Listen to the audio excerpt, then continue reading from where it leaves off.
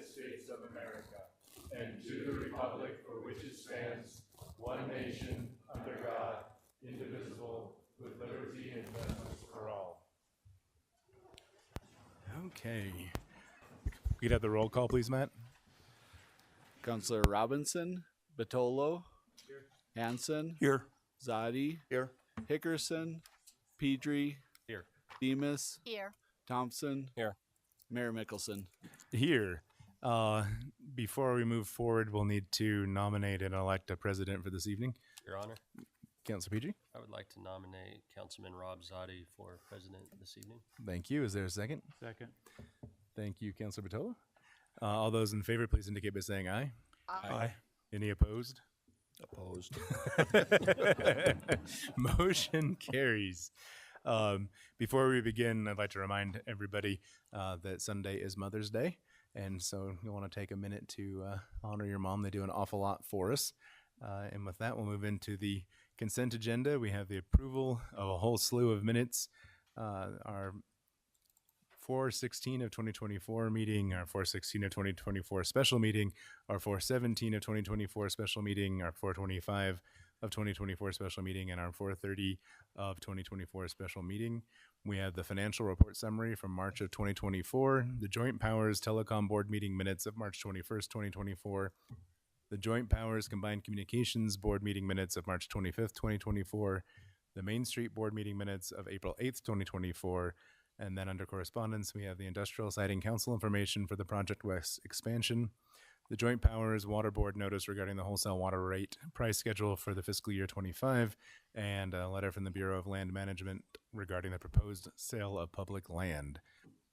Council, do we have a motion? Your Honor, Councilor Demas? I make a motion to approve. Thank you. Do we have a second? Second.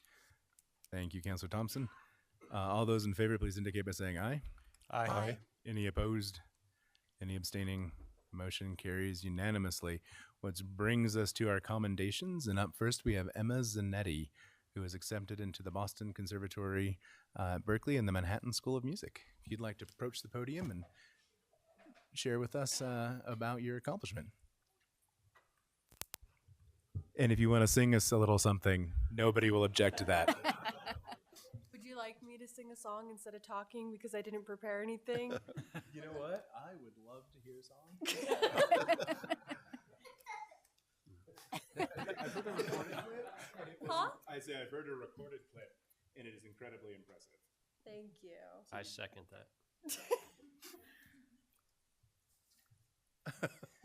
Okay. You don't have to. No, I will. I didn't prepare anything to say, so this is better. Okay, very good. Mio bambino caro, mi piace bello,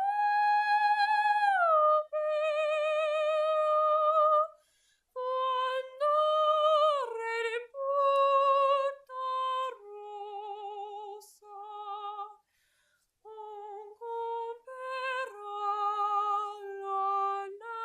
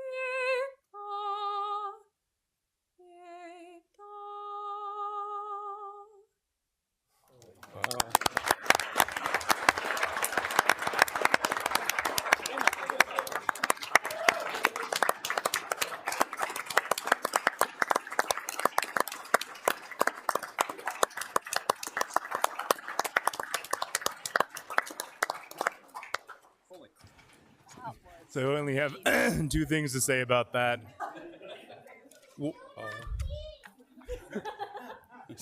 One, you have an absolutely stunning voice. Thank you. And two, I would never have dreamed such a powerful voice could come out of such a tiny little lady. That it was just gorgeous. So no wonder, and I understand you have a presidential scholarship to I the. do for $20,000 a year to the Manhattan School of Music, which I signed to last week. Well, congratulations. Thank you. That is amazing. And hopefully you will come back and provide some beautiful music for us here in Rock Springs. So with that, we have a certificate for you. If you want to meet us up over here, we'll grab a picture. You're welcome to bring your family. You don't have to do it solo. Pun intended.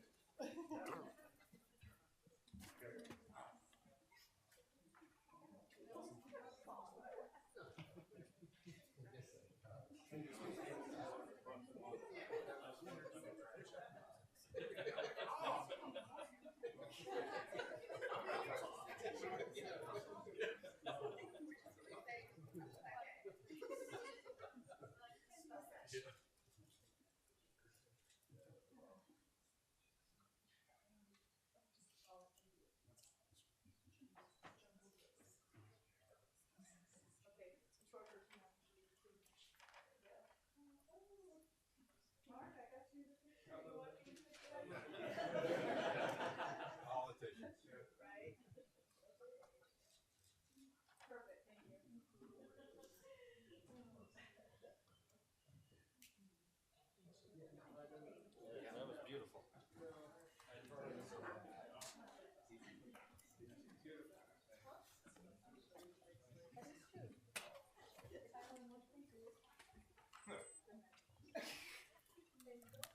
And next up, we have the Future Business Leaders of America, who I see streaming in. And Cody, Perry, and Tony, I think they're going to go together.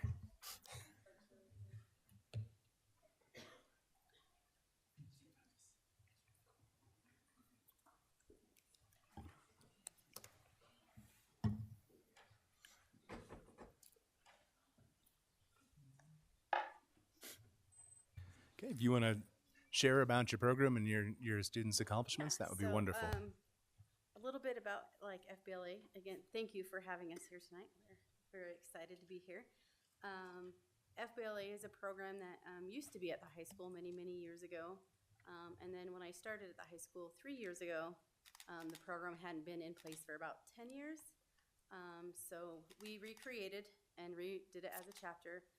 So in 3 years, we've gone from 6 members to about 32 we had this year, active members. These kids get to do a lot of stuff either within the community and within the school that they get to expand on some different types of things. So like some examples are they have like leadership conferences. We have a fall leadership conference that they learn a lot about public speaking and how to talk to people and get to do different leadership workshops. And then that leads into a state competition at the end of the year. And there are about 300 to 500 attendees. This year there was 585 different FBLA members at state, just the students competing. There's 300 different competitive topics that they can choose from, anywhere from like public service announcement, website design, a lot of computer science, there's accounting, and a whole bunch of different types of things that they get to do. But we took, how many members went to state with us? 17, and all placed within the top 10. They get to enter in 4 different categories of their choice. We had 5 students qualify for nationals. I do have those students here, except for a couple that couldn't make it, but we have Ashlyn Toller, her and McKaylee as a team qualified in Intro to Event Planning, and it's like a role play where they give them about 5 minutes to plan a role play presentation, and then they get out to go present that. And then Mackenzie and Peyton. Mackenzie's not here, she had to work, but they qualified in a public service announcement presentation. And then we have Carter. He qualified in our website design category. But everyone else up here, besides you're going to go to nationals with us in Orlando, Florida. So we head to nationals at the end of June, and they get to attend a lot of leadership things.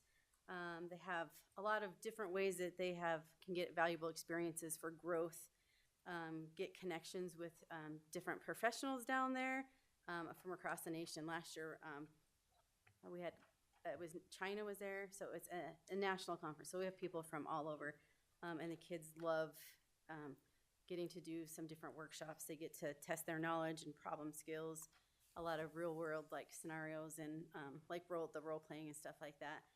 Public speaking is huge, so they have a lot of like open public speaking events for the kids to like compete in at nationals. That's pretty cool for them. One of the biggest things that I wanted to highlight as our accomplishments is within the past year, we have created a business within the high school. We've partnered with the wood shop and Mr. Parentoni to build Sawdust and Smiles. So the FBLA members take care of the business side of the business. We do all the packing and shipping. They take the orders and stuff like that. And I do have a student here that is very well in QuickBooks and accounting, stuff like that. So so it gives them some real life experience of what it means to actually run a business on their own and how to find customers and how to promote their business, how to market it, how to do some advertising and different things like that. So this year we've had to do a lot of fundraising.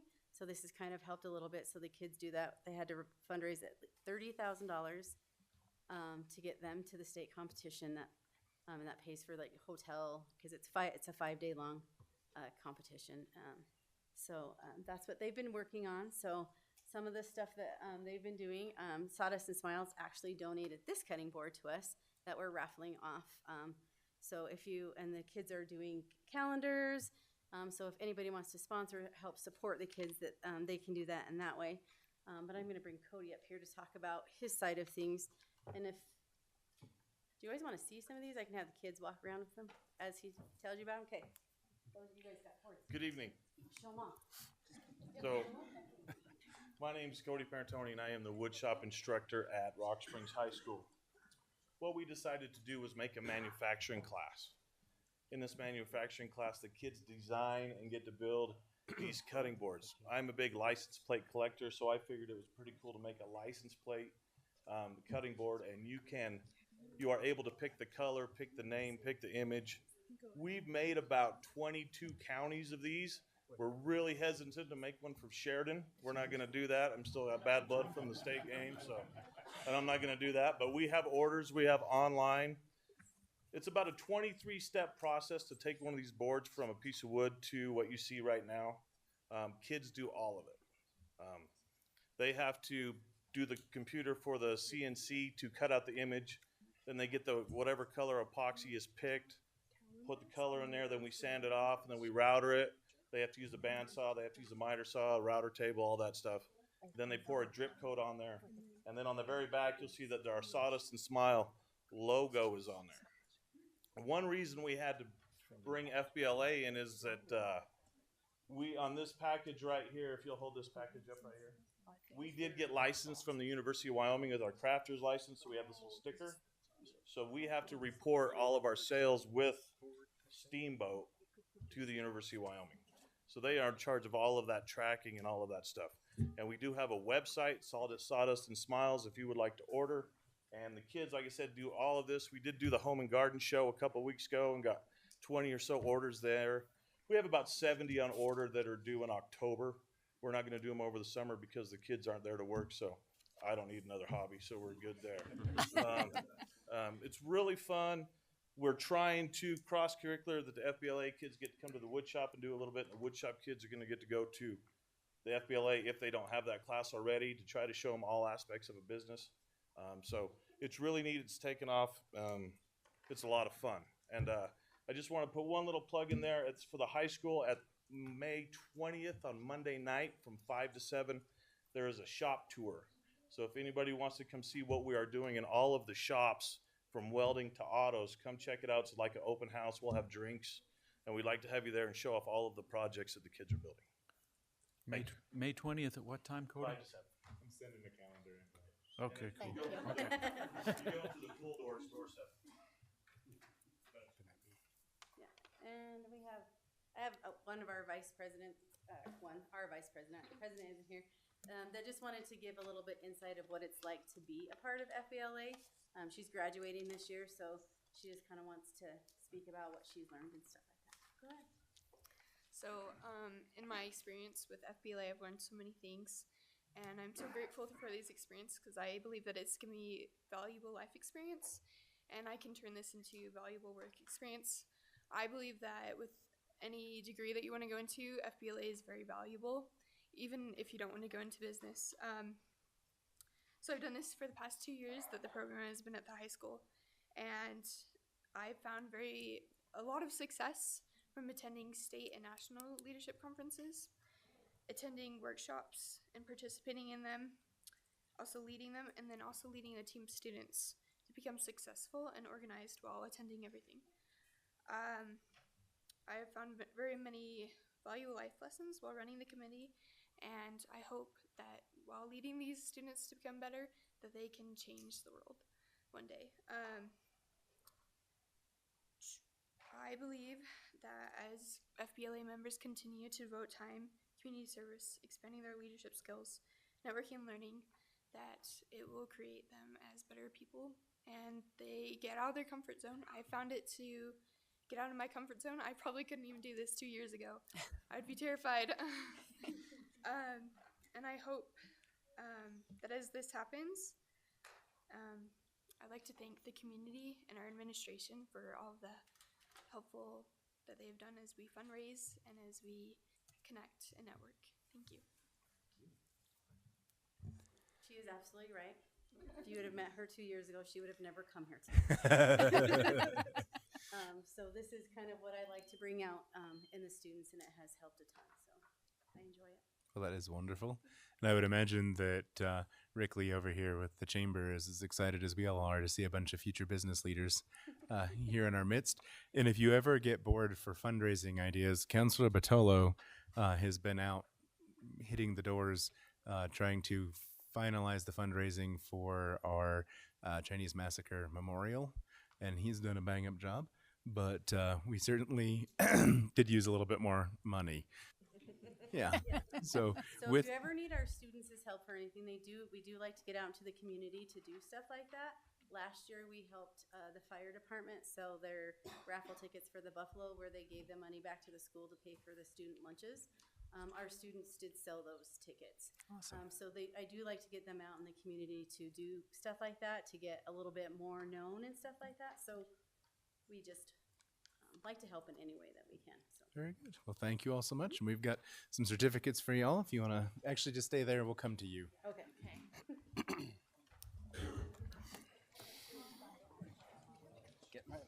I don't want to hit you. Yeah.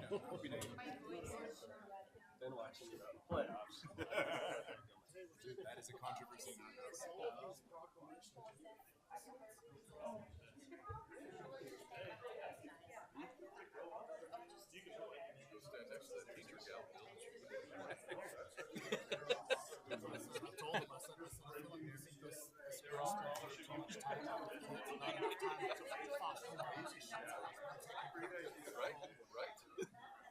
Thank you for recognizing that. Actually, I mean to say something. A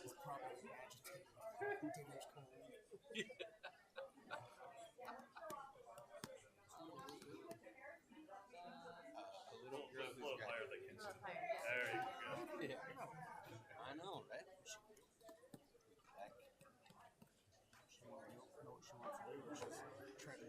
She's treading water. Thank you.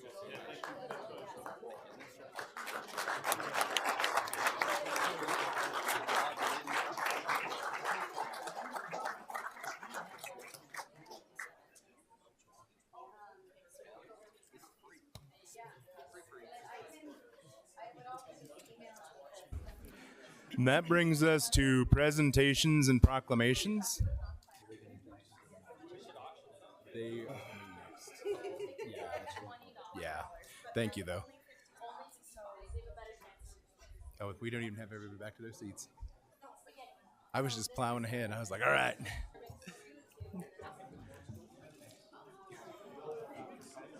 Yeah, I know. I was like, oh wait, they're still up there.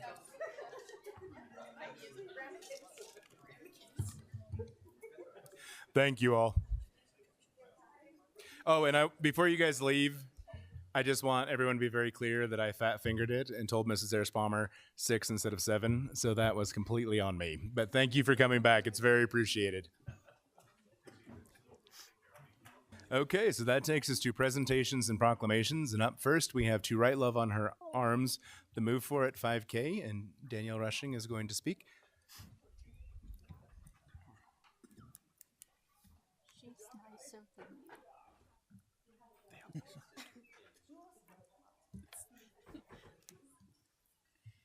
All right.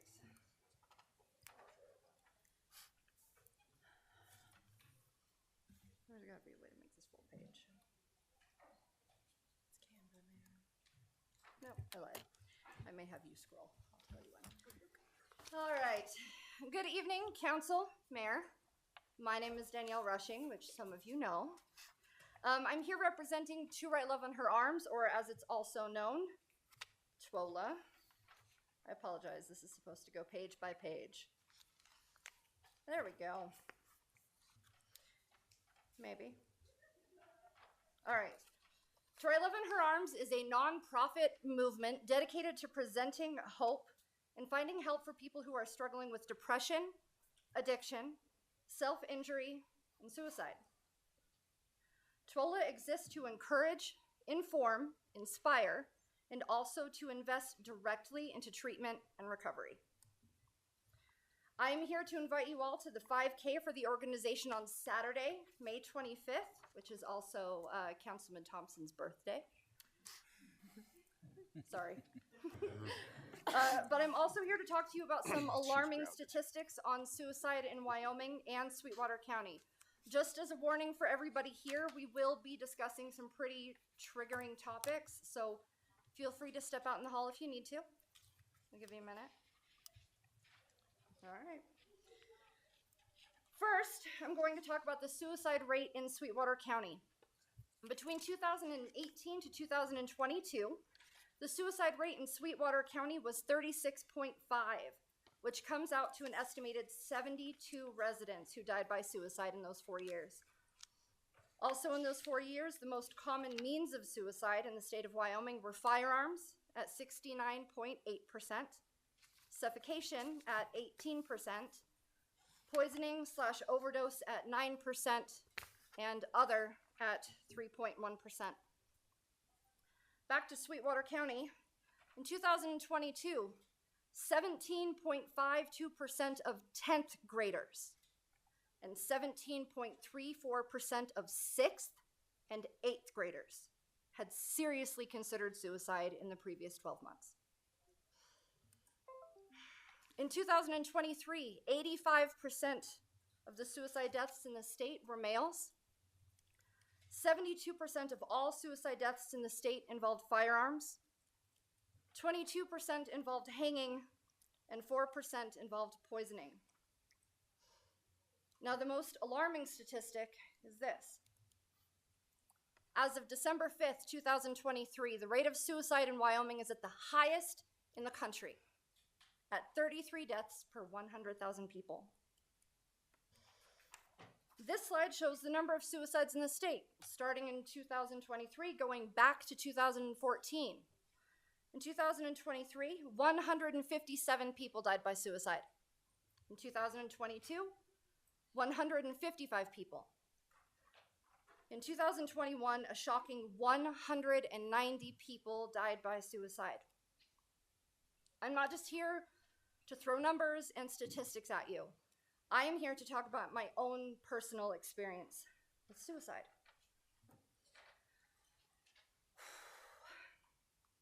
Just a moment. The picture on the left is of me and my little brother, Joshua David Thompson. It was taken on May 27th, 2010, my birthday, at his graduation from basic training in Fort Benning, Georgia. He was born on June 15th, 1990, and sadly died by suicide on August 13th, 2013, at 23 years old. picture on the right is of me and my cousin, William Redmond Thompson. It was taken on September 19th, 2020, at my wedding reception. He was born on May 11th, 2005, and he also sadly died by suicide on November 21st, 2021, at 16 years old. I'm obviously not the only one in this room affected by suicide and suicide loss, and I'm not the only one in this room affected by the deaths of Josh and William. My family is here, my friends, my husband, many people who've known me since I was a kid.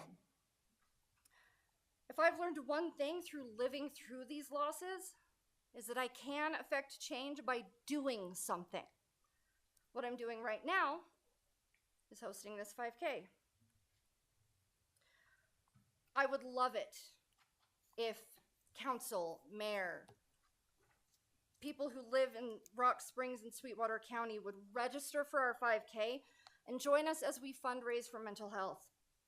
When you register for the 5K, you'll have the opportunity to spend $35, and you'll receive the virtual runner pack, which includes this t-shirt, if you can't see me.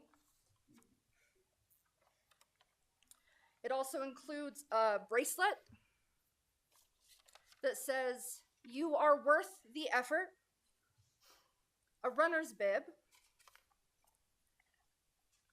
a finisher medal, and it's legit metal, it's not plastic, and a resource hub full of introductory tools to build your resilience for mental health, some of which I've printed out and handed out to everyone on council. There's only 3 pages in there, but that's 3 of maybe 100 different pages that you can use, videos included.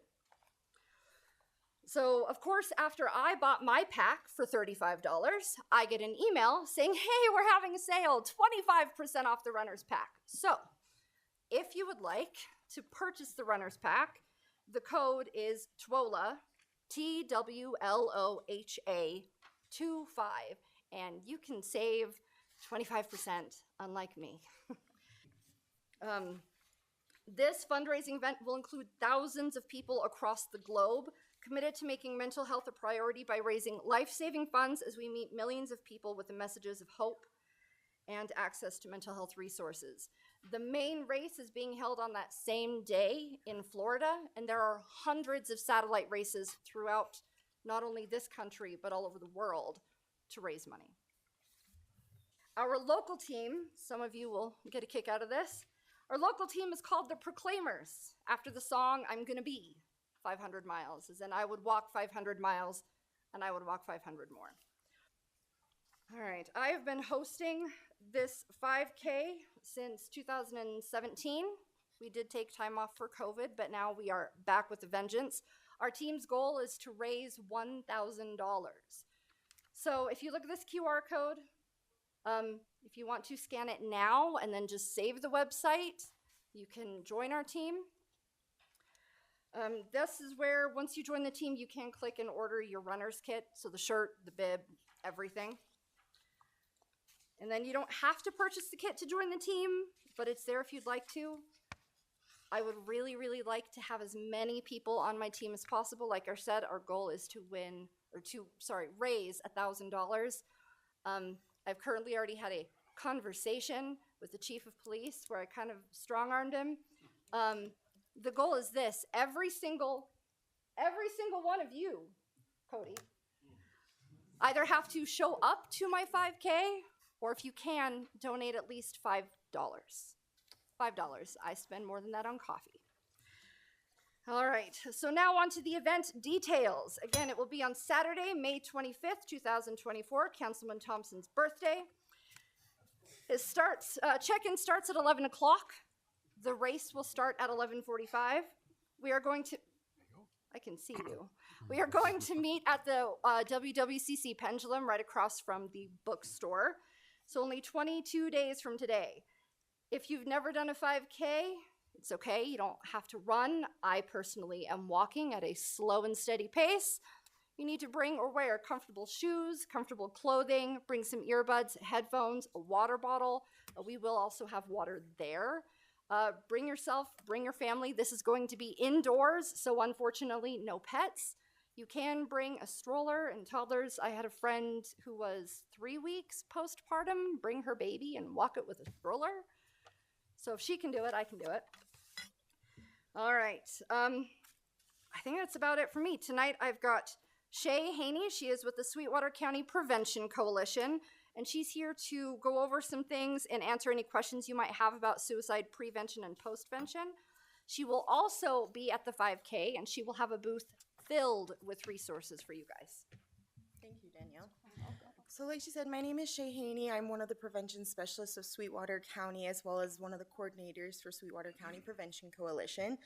And I just want to thank Danielle for putting on this 5K, because truly the way that we can prevent suicide is by having different events that are the focus of suicide prevention, such as this. There are many different ways that we could really focus on suicide prevention, and here's just a few just to kind of get the conversation started. One of them is looking for warning signs. There is a plethora of warning signs that are out there. These are just a few.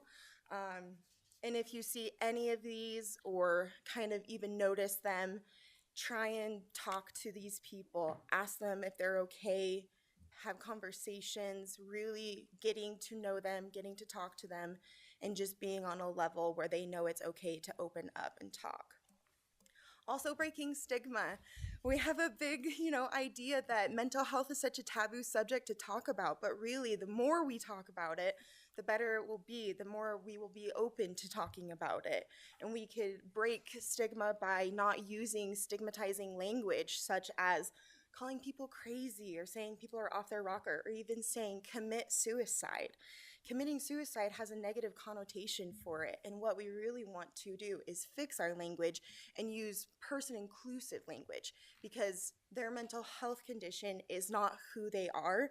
They are people first and foremost, and we want to put them first before anything else. And lastly, please, please get suicide prevention trainings. Everybody, I think, is affected by suicide, no matter who you are, especially in this, community. We're such a tight-knit community, and we want to be there for each other. And so we are affected by suicide, and one way that we can help our neighbors, our families, our friends is by getting suicide prevention training. Suicide is everybody's business. We do offer different suicide prevention trainings here in Sweetwater County. If there is one that you have heard of that maybe we don't offer, please do contact me, and I can get in contact with the other prevention specialists that are around the state that might offer those. These are specifically the suicide prevention strategies that the coalition is focusing on in the next 2 years with our grant cycle. One of them is mental health first aid, which is an 8-hour training that focuses on suicide prevention as well as crisis intervention as well. This really dives into how to help people who are in crisis or thinking about dying by suicide, or even the leading up of a crisis or suicide attempt. We have QPR, which is a 1-hour suicide prevention training that specifically teaches people how to ask the question of, are you thinking about killing yourself, or are you thinking about suicide? It also allows you to look for warning signs that are more in depth than I was able to actually put on there, because there are a plethora. It debunks myths when it comes to suicide and many, many things. We also have our suicide bereavement support group that is on the first Monday of every month from 6 to 7 p.m. at the C Street Library. That is held by one of our coalition members, Jim Horan. He is fantastic. We are also going to continue putting on our Survivors of Suicide Lost Day event. That is every November. I do appreciate, Mr. Mayor, thank you for coming to our last event. It was a great thing. But truly, why we have this event is to provide hope and support and know that they are not alone for those who have lost a loved one to suicide. We also are starting to work on our Sweetwater County Lost teams that is specifically for people who have lost a loved one to suicide, where we have an entire website that has so many suicide prevention resources for families, friends, anything to help them. I know we've talked to Chief Erspamer about this, getting some cards out so that families know that they do have a resource here. We have sources of strength. We have implemented that in Sweetwater County School District 1. We have almost 3 schools that are fully participating in this. This is a peer-led program where the kids really get to hold the conversation, get to do what they need to bring forth all of the talks that maybe are kind of frowned upon or anything like that. It goes over suicide prevention, violence prevention, bullying prevention, substance use prevention. It is a fantastic peer-led program. We also have gun locks and medication lock boxes that we hand out free to the community, and we will actually even deliver them to you if you are in Sweetwater County. Please reach out. Please know about gun locks and medication lock boxes so we can keep our families safe and keep ourselves safe. We also have Walk the Talk America, which talks about bridging the gap of mental health and guns. As Danielle had said, one of the highest lethal means here in Sweetwater County is guns. And so we want to make sure that people are understanding how to safely store their guns, as well as Walk the Talk America is very, very great about providing mental health screenings on their website that are anonymous and free to anybody that wants it. And then we also have one of my personal favorites, which is Man Therapy, which specifically targets men and mental health. It kind of is like a tongue-in-cheek website where it kind of plays on humor, but it truly makes it so that men are at the forefront because they have such high suicide rates. Think of it as if Ron Swanson were to go to therapy. Yes. That's where he would go. Yes, the whole site is kind of organized by Dr. Rich Mahogany. That is his name. And he has some great tidbits, another kind of mental health screenings that are also on there that you can check. Beautiful articles about suicide prevention and mental health, especially for men. It is absolutely fantastic. These are just some of the local resources that we do have in Wyoming as well as nationwide. There is Wyoming 211, which obviously can get you connected to those services. Safe to Tell Wyoming, which is absolutely great. I do know that Sweetwater County School District 2 does fully participate in that. I know Sweetwater 1 is also working on that. It's a great confidential reporting system for teenagers, so if they are suspecting that something is going on in school, they can text, they can call, they can use the app, and just let people know what's going on. We also have SAMHSA's National Helpline. This just allows you to look for those resources in your county if you're not sure exactly where they are. We have American Foundation for Suicide Prevention. Again, we host our Survivors of Suicide Loss Day that is held by them, and they are absolutely fantastic. The Trevor Project, which focuses on LGBTQ youth and helping them, they have 24/7 confidential counselors on hand to help those youth. And then last but not least, 988, our Crisis and Suicide Lifeline. If you can take anything away from my little tidbit of this presentation, please take away 988. It really, truly is one of the most helpful ways that we can help people who are having suicidal ideation or even going into a crisis situation. And these are just our local Sweetwater resources. So these are the different places where you can try and go and get help or refer somebody, ask somebody to go with you, talk to them, reach out for them. It doesn't matter. These are just all the places, and these aren't even all of them. It's just what I could fit onto the page. So please, if you can, take a picture of this or whatever. I just write that we do have resources here in Sweetwater County, and everybody is not alone. We want to work with each other. We want to work together, and we do appreciate you, Mr. Mayor, for coming to our last coalition meeting and mentioning the events that you do want to put on for Suicide Prevention Awareness Month, and we are so excited to start working with you in that. So thank you. I will stand for questions. Council? Your Honor? Yes, sir. Just if you could go back a few slides on warning signs, you could tell us some of those warning signs. It was really kind of hard to see, but I think it's important to get that out.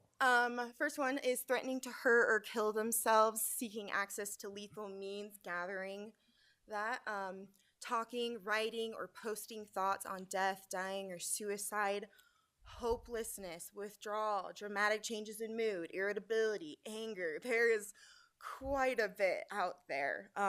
Giving away prized possessions, setting affairs in order.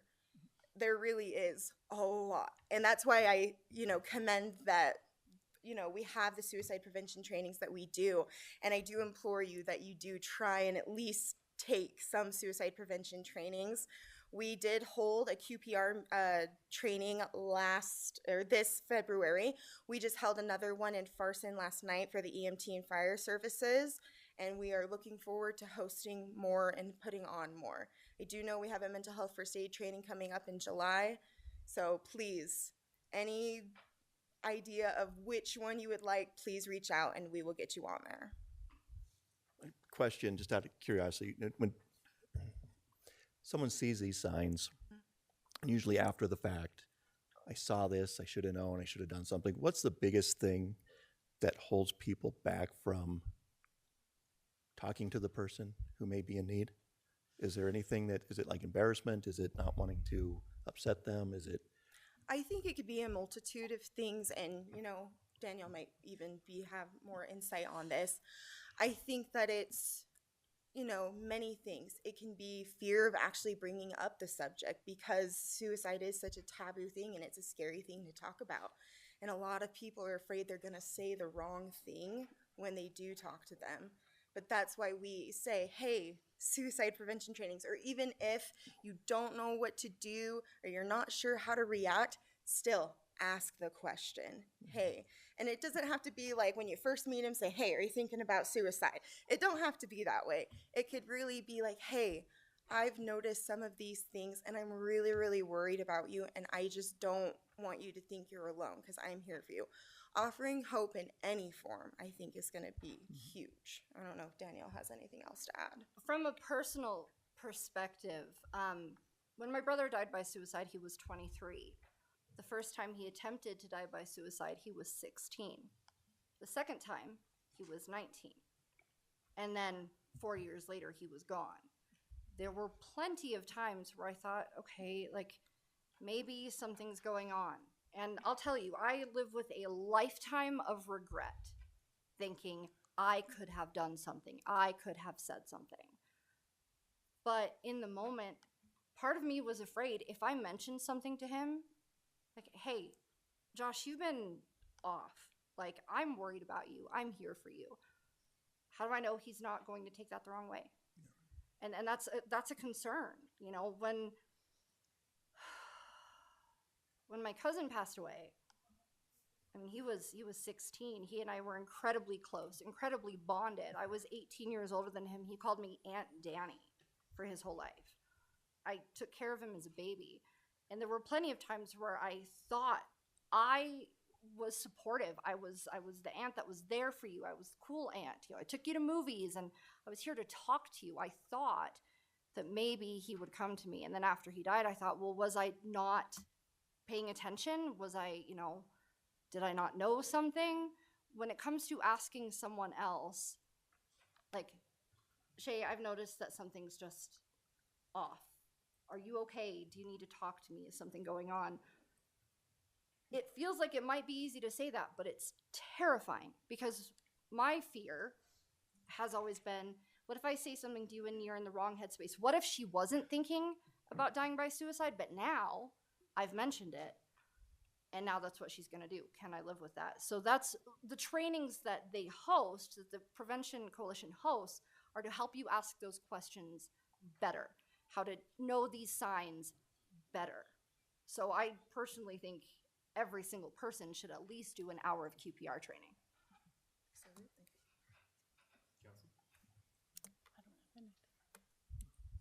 Well, for my part, I would just like to say thank you. I know it takes a tremendous amount of courage to talk about these things publicly, but I think that is the best tool that we have to start addressing this issue is to talk about it publicly. One thing that I didn't realize, I'd always understood that suicide prevention activities, you have to be very careful because it can trigger people to commit suicide. And then I've recently learned that that is not, in fact, the case, that really talking about it and letting people know that there is support and is hope is actually productive and helpful. And I think everybody here is aware that this is a top priority of mine personally. Everything else that we do really rests on making sure that we're all here to celebrate it and be a part of it. And I also appreciate that you shared not just the tragedy of your losses, but some good times that you experienced with those people, and talking about them and having that open conversation really matters. So thank you for sharing this with us. And I've sent another calendar invite with the link to your team website to the council. So just throwing that out there. Yeah. Oh, but, I just have one more thing. Yes, ma'am. The last one that we did, Fire Chief Wamsley was there. Oh, very and nice. he wore shorts. And so, so you'll be there for this one, right? So we'll get Fire versus PD. Yeah, I think that's an excellent. I like that. I Yeah. think whoever loses has to donate double. I like that. But if we're going to talk money, we should probably see if the finance department's going to join in. Pat? Kristen? Yeah. She's in. Yeah. She can use her roller skates too because it's inside. Right. Very good. Well, thank you very much. Really appreciate it. And I will be sending it out an email soon for us all to get together and start planning for September. So thank you. Thank you. Okay, next up we have the Southwest Wyoming Off-Road Trails SWAT Project with Mark DeSoro.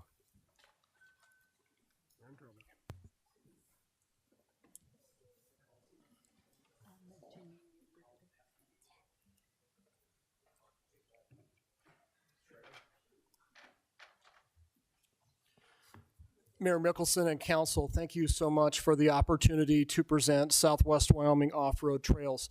I was here in front of the council in 2022, so I appreciate you having me back tonight to present the project again. Southwest Wyoming Off-Road Trails, also called SWAT, is an economic development project for the communities of Southwest Wyoming. Just over 4 years ago, I took the idea to the Economic Development Group in Uintah County, the idea of connecting communities in Southwest Wyoming with a series of motorized trails so that somebody could come in from out of state, bring an ATV or a side-by-side, ride from community to community, see all of the sites, all of the history, and of course spend money in hotels, restaurants, convenience stores as a way to help boost the local economies. When I presented this project, I thought that the Economic Development Group would do something with it. Instead, they asked if I would do something with it. And so here I am 4 years later in presenting this project again. We did have some very great partners in the beginning that have been with us along the way, and some of those are the State Parks Office, State Trails Office, State Outdoor Rec Office, and of course WYDOT. Since access into and out of communities is an issue, we needed to find out a way to get into and out of communities legally. So we worked with WYDOT and with the State Parks, or State Trails Office, and started to get some momentum in approaching some of these communities about it. In 2021, the City of Evanston signed an agreement with the State Trails Office to enroll city roads and streets into the State Trails program with a $15 off-road sticker. And since that time, the communities of Lyman, Mountain View, Evanston, LaBarge, Marbleton, Big Piney have all enrolled their city streets in as well. And Superior, Mayor Wolf is here tonight. They did theirs last year as well too. Part of the access issue that going into and out of communities needed to be addressed by legislation. So in 2022, we did have a bill that went before the legislature. Unfortunately, that bill failed. I think it was a tough year for us because number one, it was a budget year, and then it was also a year that you had to have a 2/3 vote. And so our bill failed in a 4-4 vote. So at that point, I was like, okay, how can we keep this project moving forward? How can we still connect these communities together with motorized trails? And so I asked the mayor from Evanston if he would help draft a letter to the governor and to the management council and to the legislature, which he did. And I was able to get 12 of the mayors, including the Rock Springs and Green River mayors, Pinedale, Lyman, all the other ones that I mentioned, to sign off to the letter as well. The governor responded with a very kind letter saying that he would work with the legislature and with the state agencies to help move the project forward. And so we were back on the interim to get this time 2 bills back to the legislature. So Senator Kolb, who's here tonight, he was very instrumental in helping many of the other legislators get the 2 bills off the ground. That was House Bill 42, which was a rights-of-way bill. So, for example, the underpass underneath I-80 outside of Green River going up to the Scenic Horse Byway, Byway Loop was not technically accessible without some of that legislation in place, and that's why we had YDOT at the table here too. And I think YDOT will be able to talk about some of the project as well. And the other one was a safety bill. So we did have many partners at the table with us on the safety aspect, but State Trails was very instrumental in working through some of that language with YDOT, with law enforcement, to address some of those safety issues. So basic requirements for these off-road vehicles to be in and out of communities and access roads and lands outside of those. Primarily what we've used is the county road system to connect the communities from Evanston to Bridger Valley. We've used what's called the Old Lincoln Highway to get from Evanston to where the Piedmont Kilns and then over to Mountain View. And then the county commissioners in Uintah County recently approved last year an additional 15 roads into the States Trail system. So we have about 165 miles in Uintah County that are now part of the States Trail system. I did bring an example of the signage that we've used. And so this is an example of Carsonite sign that's typically used up in the forest, but we've also used it for our trail system through our work with Rick Schuler, who was the district ranger for the forest outside of Evanston up in the Uintas. He recommended that we put American flags on all of the signs. That way they typically don't get shot up as much as something like that without. So all of them have American flags on them. Also has our logo on there. That's something that I came up with in the middle of the night, just ran downstairs and jotted down this on a napkin, what the logo would look like. So that's the SWAT logo. And then of course the directional arrow, which way you're going, and the county road number. So right now we have, again, about 165 miles in Uintah County with these signs on them directing people where they can and can't go. The ones that are for road closed have a red circle with a slash through it. Basically have a way to get up to Granger right now out of Lyman using the Old Lincoln Highway to Granger. I did present to Mayor Valerio just after the first of the year, and I believe that their city council will sign on to it as well. Recently, the Sweetwater County Commissioners, they signed an ordinance to adopt all of the county roads for Sweetwater County into the state's trail system. So really a way that we are growing this project throughout the state.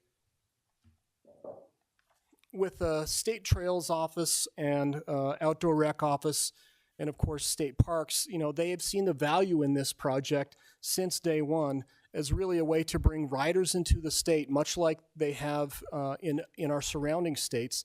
In Idaho, for example, the motorized sports industry is about $1 billion industry. A third of that is motorboating, a third of that is snowmobiling, and the other third is OHV use.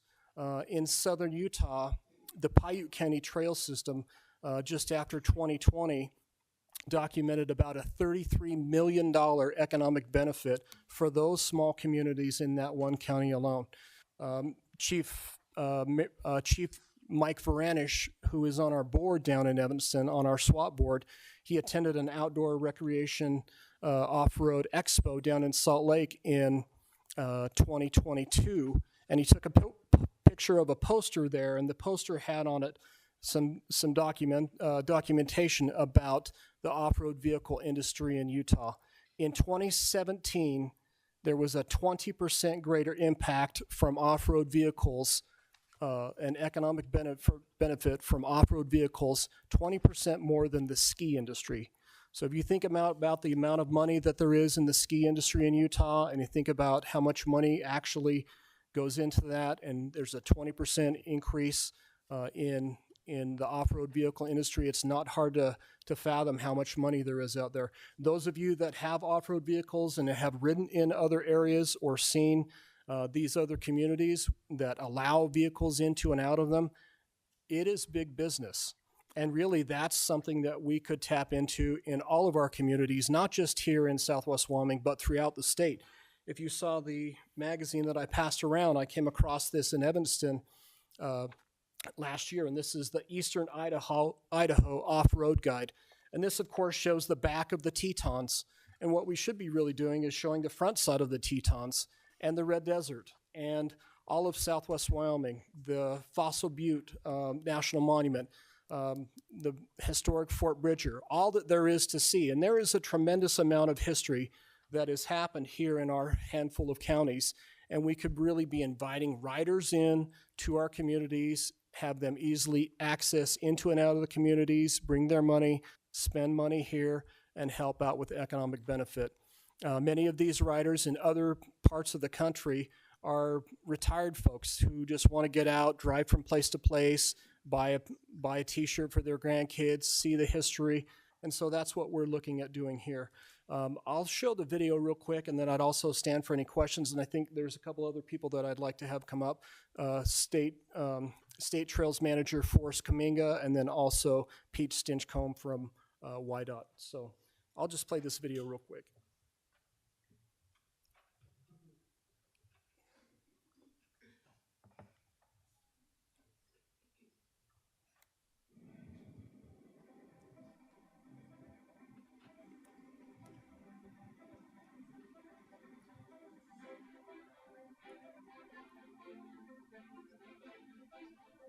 This is an opportunity for people to come and see Southwest Wyoming in a different light than they have before. Really, as you're looking around, you can see for tens, maybe even hundreds of miles in some directions here. You can see snow-capped mountains, and you can look across vast rolling hills of sagebrush prairie. What's different about coming to this area and seeing it on an off-road vehicle is that you get away from the highway, you get away from the main road, so you can get to experience maybe what it was like 100 years ago. It's fantastic to meet new people, where we all have something in common.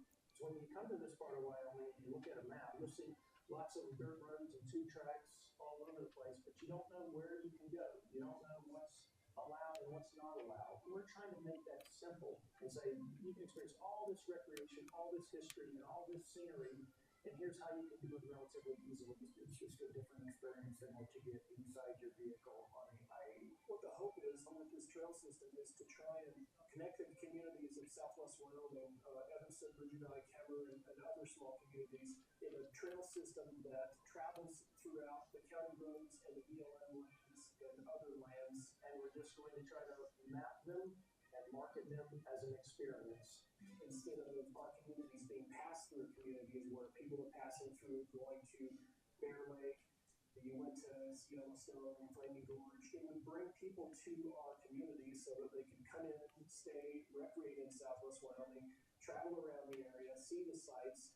We've got a lot of things that are close, possibly to the north. Fort Bridger out of Mountain View, and the Highland is obviously behind us. We can tap some of that traffic traveling through on the interstate, get them here, they're going to be in our restaurants, buying gas, buying snacks. If you get 3,000 people to this part of the country, if you think about the number of nights in hotels that is, if you think of the number of meals they purchase, you think of the gasoline and supplies that they buy over the course of a week, perhaps, if they enjoy the entire trail system, what's that economic impact going to be? It's pretty easy to calculate. That's going to be substantial. Today, I'm very happy to announce that we've had over 70 vehicles in our first annual run. It was an exciting day. People are going to travel here. They're going to support the local merchants when they come.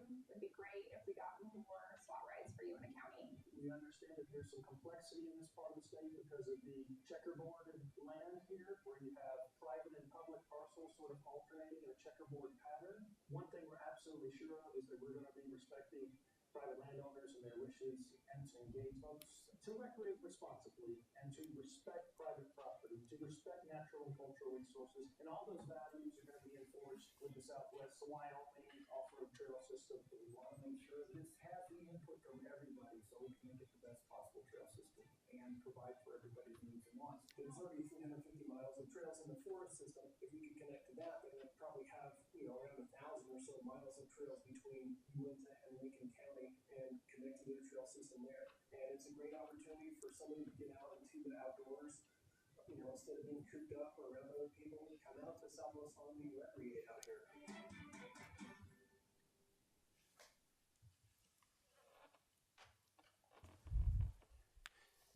Council, questions? Your Honor? Yes, sir.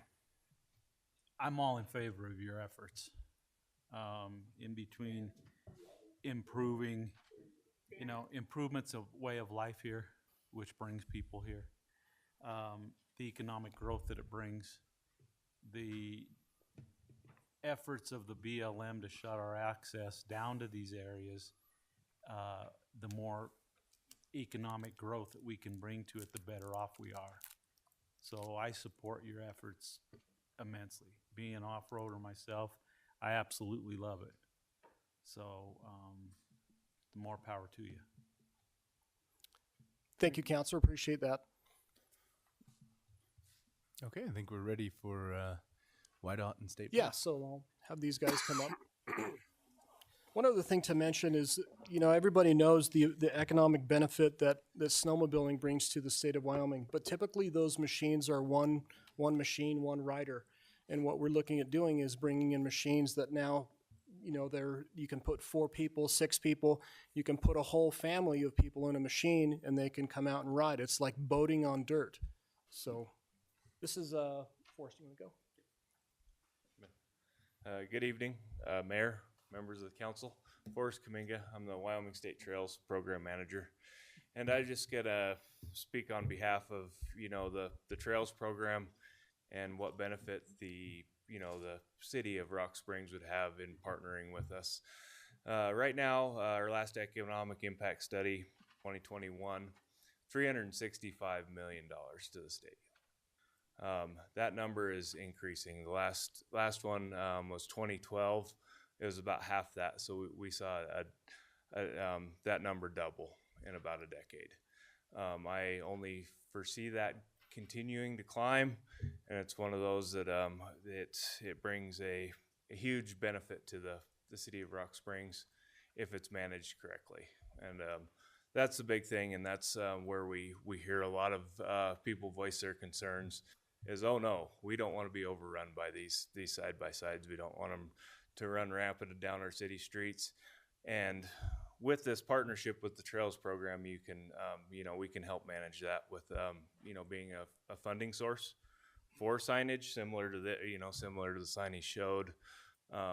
We can navigate them with mapping, keep them off streets you don't want them on, kind of direct them to the streets that you want to, concentrate that traffic through.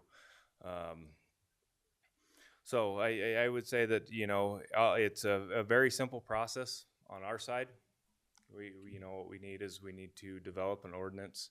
Within that ordinance, list out the city streets that you want to see enrolled, exclude the city streets you do not want to enroll, and then we enter into a very simple MOU.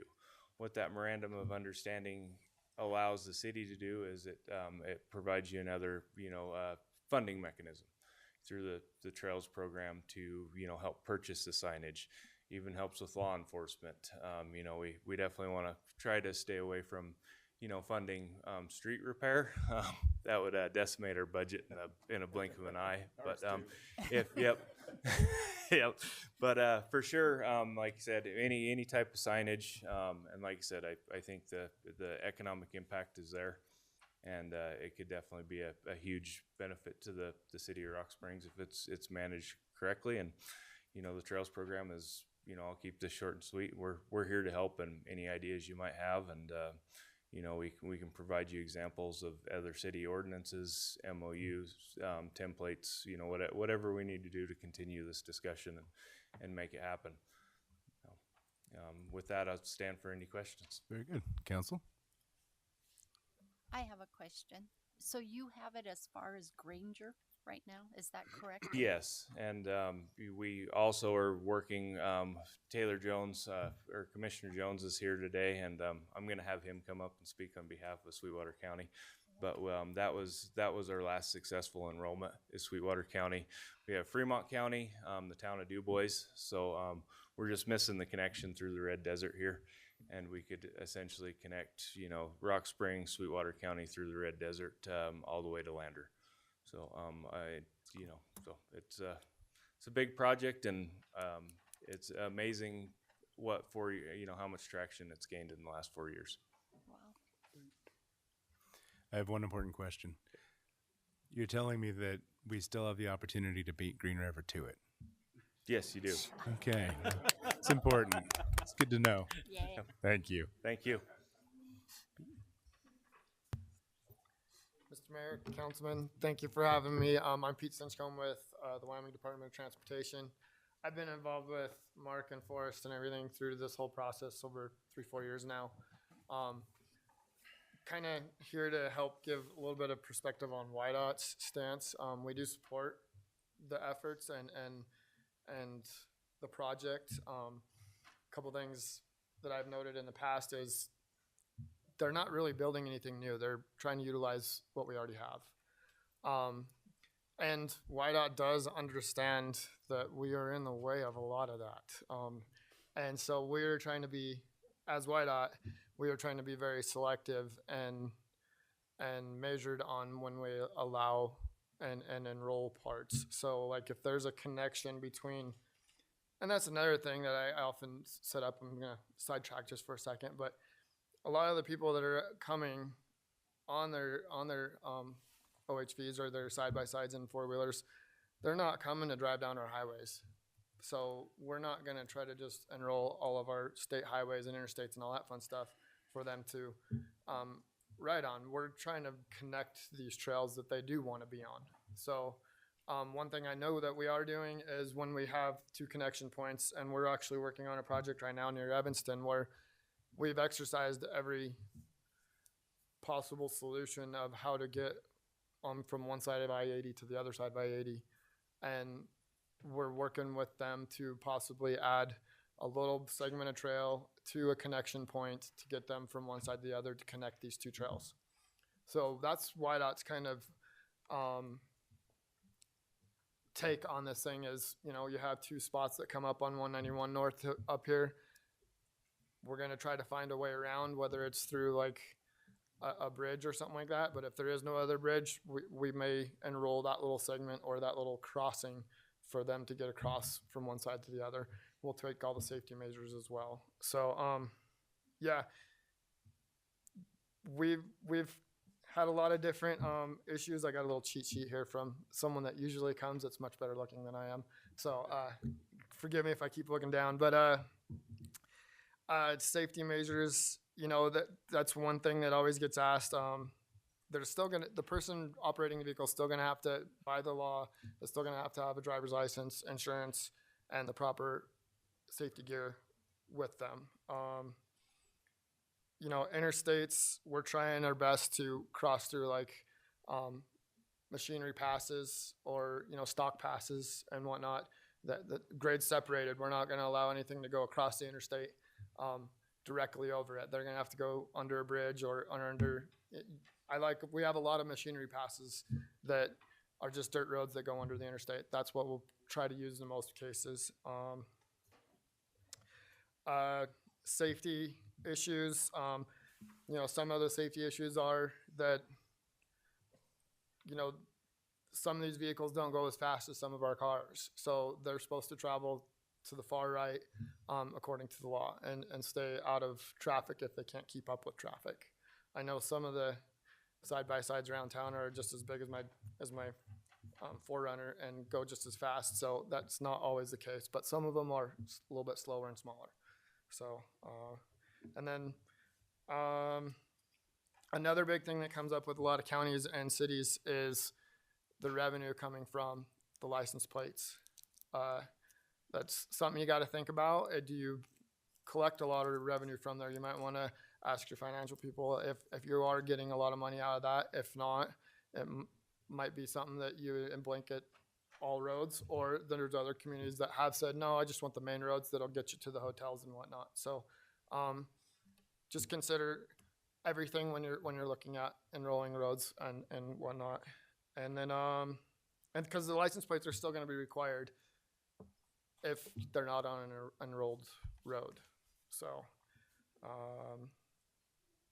And then I think that's pretty much it from the YDOT side. But yeah, we do support it, and I'm here to support Mark and his mission. So, but we are taking a measured approach as a state. So, very good. Thank you. Any questions? Thank you. Councilman? Thank you, Pete. The other gentleman that you saw in the video was Chris Floyd. He's the Deputy Director of Wyoming State Parks, and he'd like to say a few things as well tonight. Thank you, Mr. Mayor, Council. Chris Floyd, State Parks and Cultural Resources. Just wanted to say that we've been working with Mark and his team over at SWAT for several years now. As you can see in the video, when I was a few years younger, they do a great job. They've got a vision for where they want to go. They've got a lot of energy. It's a grassroots movement. They go town to town and talk the talk. They host events throughout the year to try to raise awareness. They talked about some of the economic benefits of what their experience provides. There's also, of course, a lot of physical, mental, and other benefits to outdoor recreation, getting our kids off screens, getting them outdoors. And we think this program is a great way to do that by connecting the communities and historic sites and public lands in Southwest Wyoming. Just wanted to sum up real quick what Forrest Kaminga in particular was talking about, what enrollment actually means for you guys. It just provides you with another tool to manage what people are already doing out there. As was mentioned, you can put an MPV plate on your machines right now, and you can drive all over town anyway, okay? If you enroll in this program, it makes it to where someone from out of state who can't easily get a Wyoming MPV plate can put a sticker on there, street legal vehicle, they're licensed, they're insured like anybody else, and now they can operate on those streets, and you can monetize and manage that. So this is not going to actually really flood your streets with OHVs or anything like that. All it's going to do is give you another tool to help manage that. It's up to you to determine how you want to market your town and how many people you want to come here and what you want them to do here and how you want to manage that. This just gives you the tool and the funding source for that purpose. So just want to summarize that. Thank you very much. Thank you.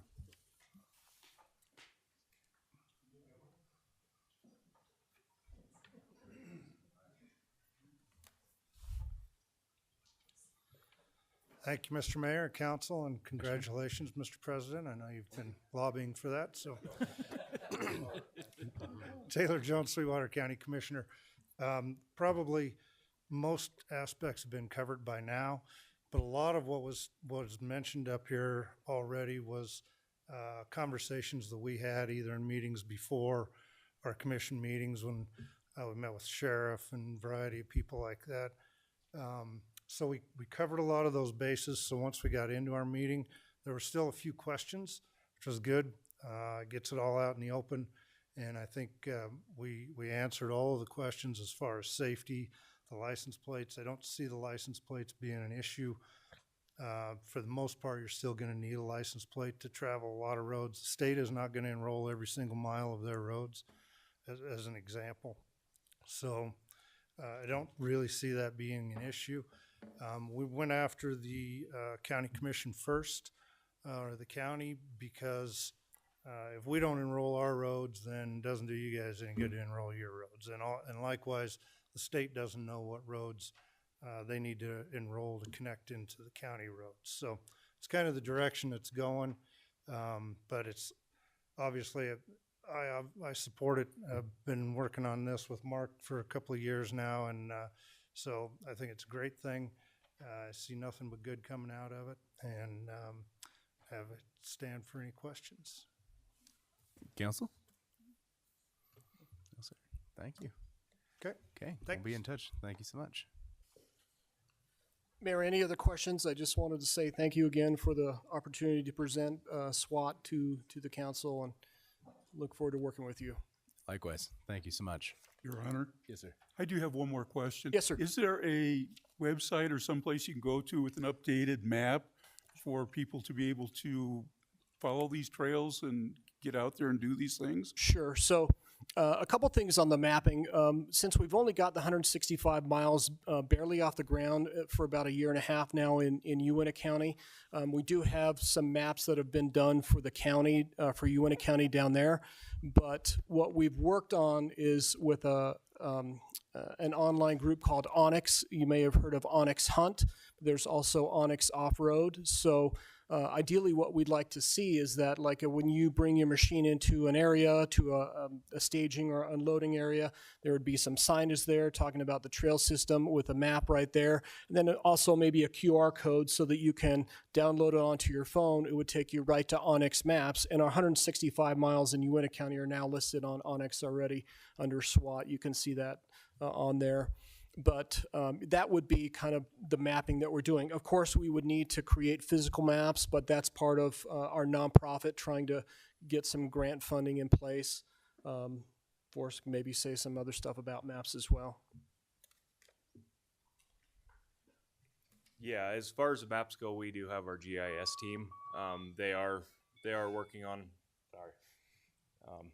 They are, our state GIS team is working on gathering. We see this spreading like wildfire throughout the state.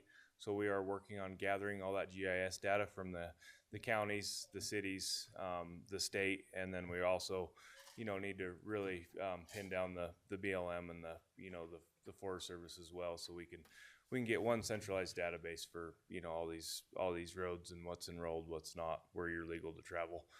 So yep, it's definitely on our radar, and we're working hard to get something put together that's going to be accessible to the public. I think that's a much better strategy than one that I've always used, which is I can travel anywhere I want until Chief Ayers Palmer catches me. Yep, exactly. Okay. Those darn cops.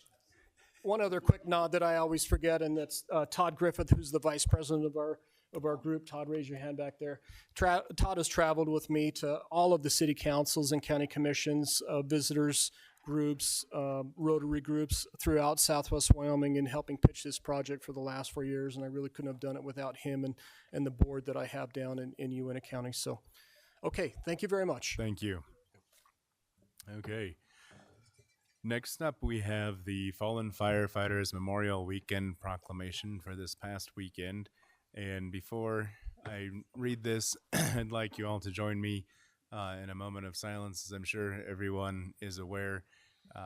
One of our firefighters, Kevin Hafner, passed away on April 29th. So if we could just take a minute to recognize that.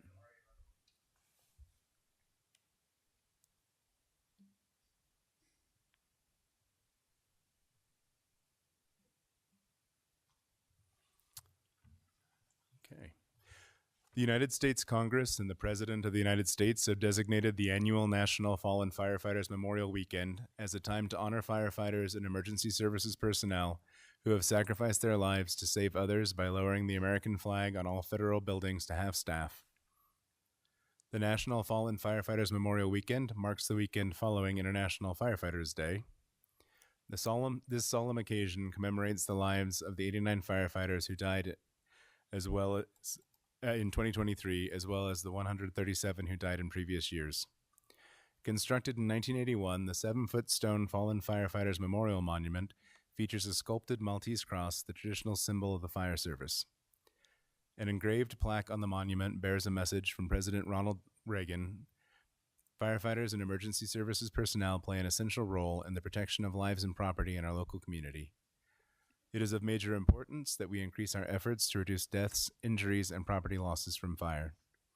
Now, therefore, be it resolved that I, Max Mickelson, Mayor of the City of Rock Springs, do hereby proclaim the weekend of May 4th and 5th, 2024 to be Fallen Firefighters Memorial Weekend in Rock Springs, Wyoming, and I encourage appropriate services and ceremonies in which all of our citizens may participate to honor fire and emergency services personnel, past and present, who by their faithful and loyal devotion to duties have rendered invaluable service to our community and its citizens.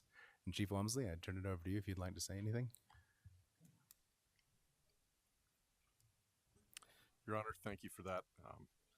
Appreciate the moment of silence on Kevin's behalf as well. Although, was it 87 firefighters passed away last year in the line of duty? That's a number that is significantly lower than it had been regarding cardiac problems, trauma, and other fireground injuries. One of the two things that we watch in the fire service looking down the road. The first is the high incidence of cancer in the fire service in the United States. The second one, to add to Danielle Thompson's presentation earlier, is mental health and wellness. So I would just ask everyone to keep all first responders in their thoughts and prayers, because our brothers and sisters in law enforcement are also at a higher risk for cancer and also have the added burden of mental health and wellness. So thank you. Thank you, sir. Next, we have the Police Week proclamation.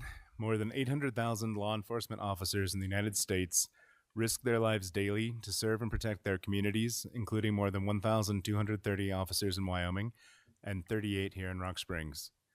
There are now more than 23,000 names counted among America's fallen law enforcement heroes on the walls of the National Law Enforcement Officers Memorial dating back to 1786, including 56 from Wyoming. More than 2,400 law enforcement officers have died in the United States in the line of duty during the past decade, an average of one officer fatality every 36 hours. Some politicians and interest groups have responded to the risks faced by law enforcement officers with calls to defund or even abolish law enforcement agencies across the United States. Defunding or otherwise demoralizing law enforcement officers will make it more difficult for officers to intervene in dangerous situations and in high-risk neighborhoods. Law enforcement officers typically encounter between 400 and 600 traumatic events during their career, compared with 3 or 4 traumatic events encountered by the average citizen. The unusually high number of traumatic events experienced by law enforcement officers has contributed to a 54% higher suicide rate among officers than among individuals in other careers. The innovative and dedicated efforts of law enforcement officers have successfully brought down crime rates from historic highs. Now, more than ever, our community appreciates and encourages community involvement facilitated by our police officers to both better serve and instill mutual trust, camaraderie, and positive relationships among our increasingly diverse population in Rock Springs. Now, therefore, be it resolved that I, Max Mickelson, Mayor of the City of Rock Springs, do hereby declare the week of May 12th through the 18th of 2024 to be Police Week in the City of Rock Springs, and I urge residents to join our city in recognition of the services, sacrifices, and efforts the Rock Springs Police Department makes to best serve our community. I further call upon all citizens to remember May 15th as Peace Officers Memorial Day in honor of those peace officers who, through their courageous deeds, have lost their lives or have become disabled in the performance of their duty. And I would turn it over to Chief Harris Palmer. Thank you, sir. Took the liberty of preparing a speech. I timed it. Should be just about 45 minutes, so I know I know we're all in a hurry to get out of here. I actually I'm just going to hit the highlights. So some of the things that you talked about in our proclamation, I just wanted to give our thanks to the commission. Or I'm sorry, to the city council for the help that you've offered us. You talked about the number of officers killed in the line of duty, and as I was thinking about that today, I thought about the Below 100 campaign, and that's a campaign. It's a nationwide push to get the number of police officers killed in the line of duty below 100 in a calendar year. And so far, we've not been good at that. In 22, we had 274 killed. In 23, we had 137 killed. And to date, this year, we've had 56 killed in the line of duty. We had 1 line of duty death in Wyoming so far this year, and that one hit really close to home. And so you'll see a lot of our officers are here today. They are here to support the proclamation and also to give thanks to the City Council for what they've done to support us. I want to let you know that through this council, we've had better training, better equipment, better policies and vehicles, which have all been funded by this group, and so we appreciate that. You talked about the traumatic events. We've had a lot of talk about suicide today. Traumatic events for our officers, 400 to 600 traumatic events in a career, 400 to 600 traumatic events. The average person has 3 to 4 in a lifetime. So the effect that has on the mental wellness of our officers, like you said, is a 54% higher suicide rate in police officers than the general public. Again, the City Council has supported us with our peer support programs, wellness apps, employee assistance program, and funding fitness equipment. all of which is used to improve our mental wellness and help our officers become more resilient to that stress. Lastly, you talked about the nationwide defunding movements.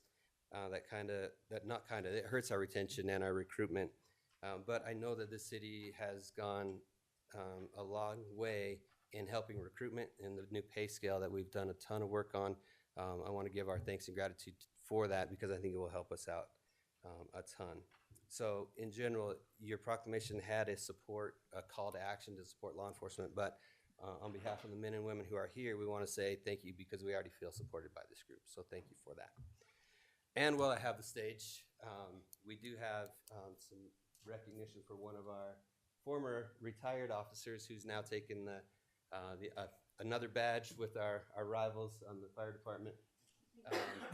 But Matt, if you'll stand up and come down here.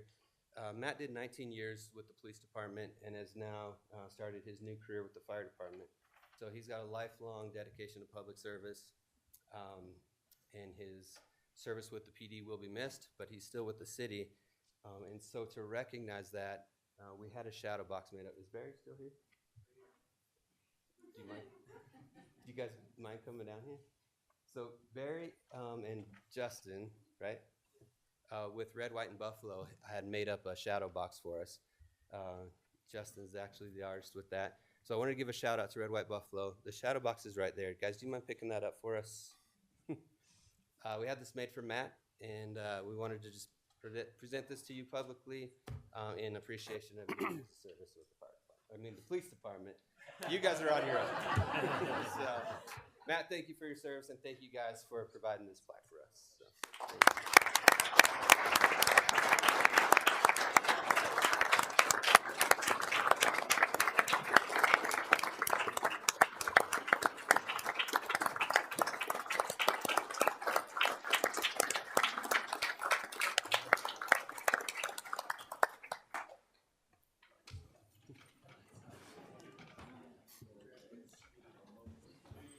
Speech.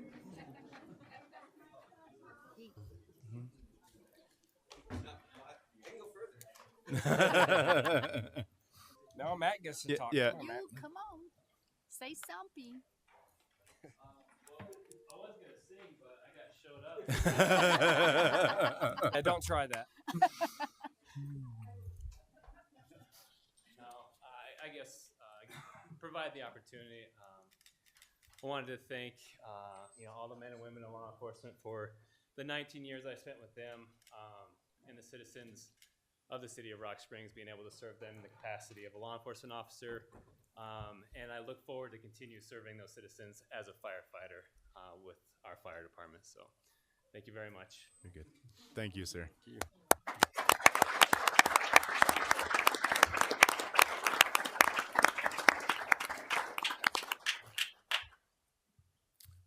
Okay, next we have a proclamation for the Law Enforcement Torch Run. If y'all would like to. Yeah, come on down.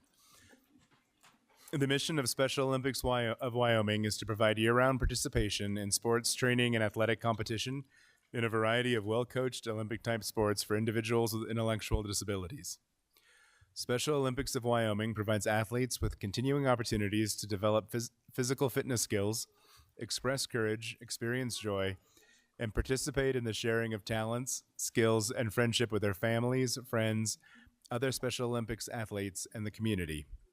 Rock Springs and Green River Police Departments will hold a relay torch run with the assistance of the Wyoming Highway Patrol and Sweetwater County Sheriff's Office to run the Flame of Hope from Green River to Rock Springs to kick off the first inaugural walkathon fundraiser to support athletes. The torch run relay will begin in Green River at 11 a.m., traveling from the Green River Chamber of Commerce to the Hitching Post Restaurant. The Wyoming Highway Patrol and Sweetwater County Sheriff's Office will relay the torch to Rock Springs, meeting at Western Wyoming Community College at 2 p.m., and will carry the torch to kick off the walkathon at the Rock Springs Junior High. Businesses and the public are invited to line the streets in Green River and Rock Springs to support law enforcement during the torch runs. Anyone may participate in the walkathon at the Rock Springs Junior High to raise funds for local athletes by walking or running laps. Now therefore be it resolved that I, Max Mickelson, Mayor of the City of Rock Springs, do hereby declare May 18th, 2024, to be Law Enforcement Torch Run Day in the city of Rock Springs, and I urge the community to participate in the Torch Run Relay Race on May 18th, 2024, followed by the Walkathon from 3 to 5 p.m. at the Rock Springs Junior High. Participants may register or donations may be made on the Special Olympics of Wyoming website, give.classy.org/LETR Walkathon, or at the event. Would you like to? Yeah, thank you so much for having us. I have brought some athletes of ours from Life Skills with me. These guys all participated in state Special Olympics games last week, and these are our Sweetwater County, state of Wyoming, 3x3 basketball champions. So. Okay.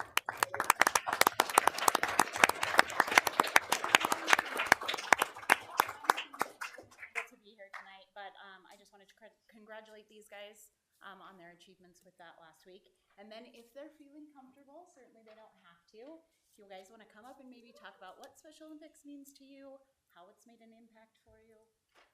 Not all at once? Okay.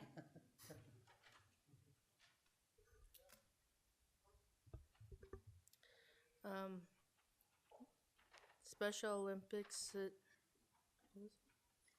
it's made an impact on you, what it means to you. how it made an impact on me is it helped me better myself, and it helped with my mental health issues, and I get to meet a lot of new people and friends. That's awesome. And Jeff actually represented us at national games 2 years ago. Oh, wow. In Orlando, Florida. And how was that trip, Jeff? Long. And hot. Really good time. I got in meeting a lot of new friends. And of course, I've been doing this since I was 8 years old. That's good.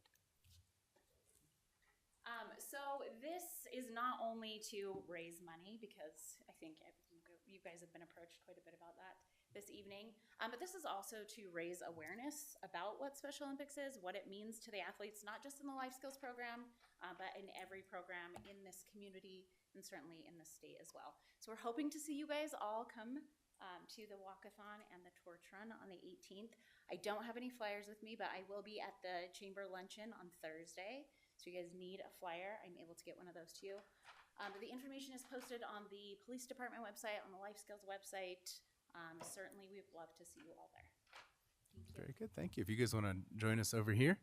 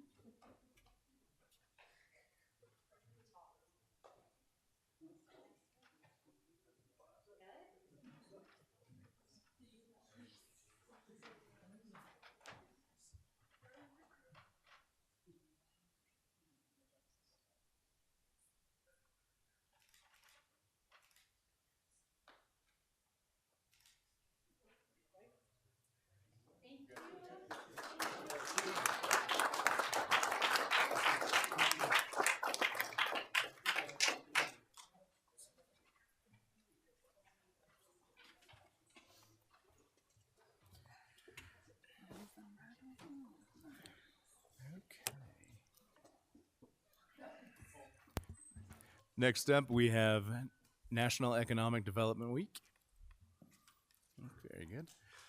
The International Economic Development Council is the largest professional economic development organization dedicated to serving economic developers. The IEDC provides leadership and excellence in economic development for communities, members, and partners through conferences, training courses, advisory services and research, in-depth publications, public policy advocacy, and initiatives such as the Accredited Economic Development Organization Program and the Certified Economic Developer designation. Economic developers promote economic well-being and quality of life for their communities by creating, retaining, and expanding jobs that facilitate growth, enhance wealth, and provide a stable tax base. Economic developers stimulate and incubate entrepreneurism in order to help establish the next generation of new businesses, which is the hallmark of the American economy. Economic developers are engaged in a wide variety of settings, including rural and urban, local, state, provincial, and federal governments, public-private partnerships, chambers of commerce, universities, and a variety of other institutions. Economic developers attract and retain high-quality jobs, develop vibrant communities, and improve the quality of life in their regions. Economic developers work in the city of Rock Springs within the state of Wyoming. Now therefore be it resolved that I, Max Mickelson, Mayor of the City of Rock Springs, do hereby declare the week of May 6th to the 10th, 2024 to be National Economic Development Week in Rock Springs, Wyoming, and remind individuals of the importance of this community celebration which supports expanding career opportunities and improving quality of life. And sir? Thank you, Mr. Mayor. Come before you as the chairman of the Sweetwater Economic Development Coalition.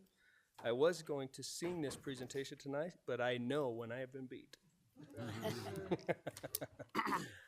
We appreciate your support of the Sweetwater Economic Development Coalition.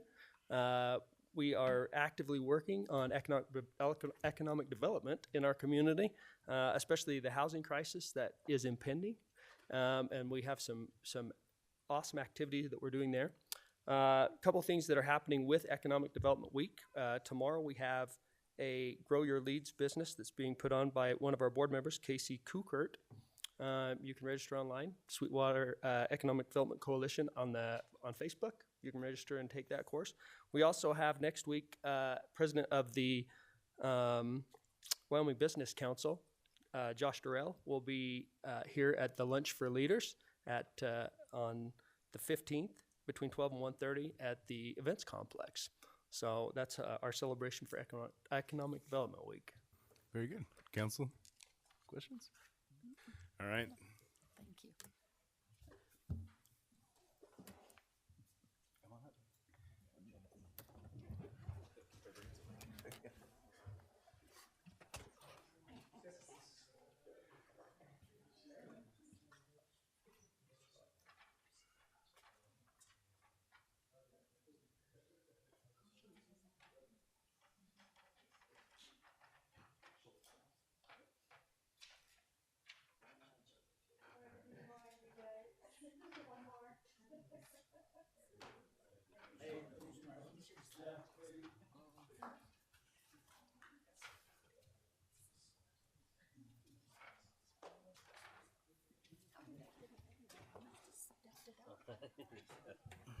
I don't know how.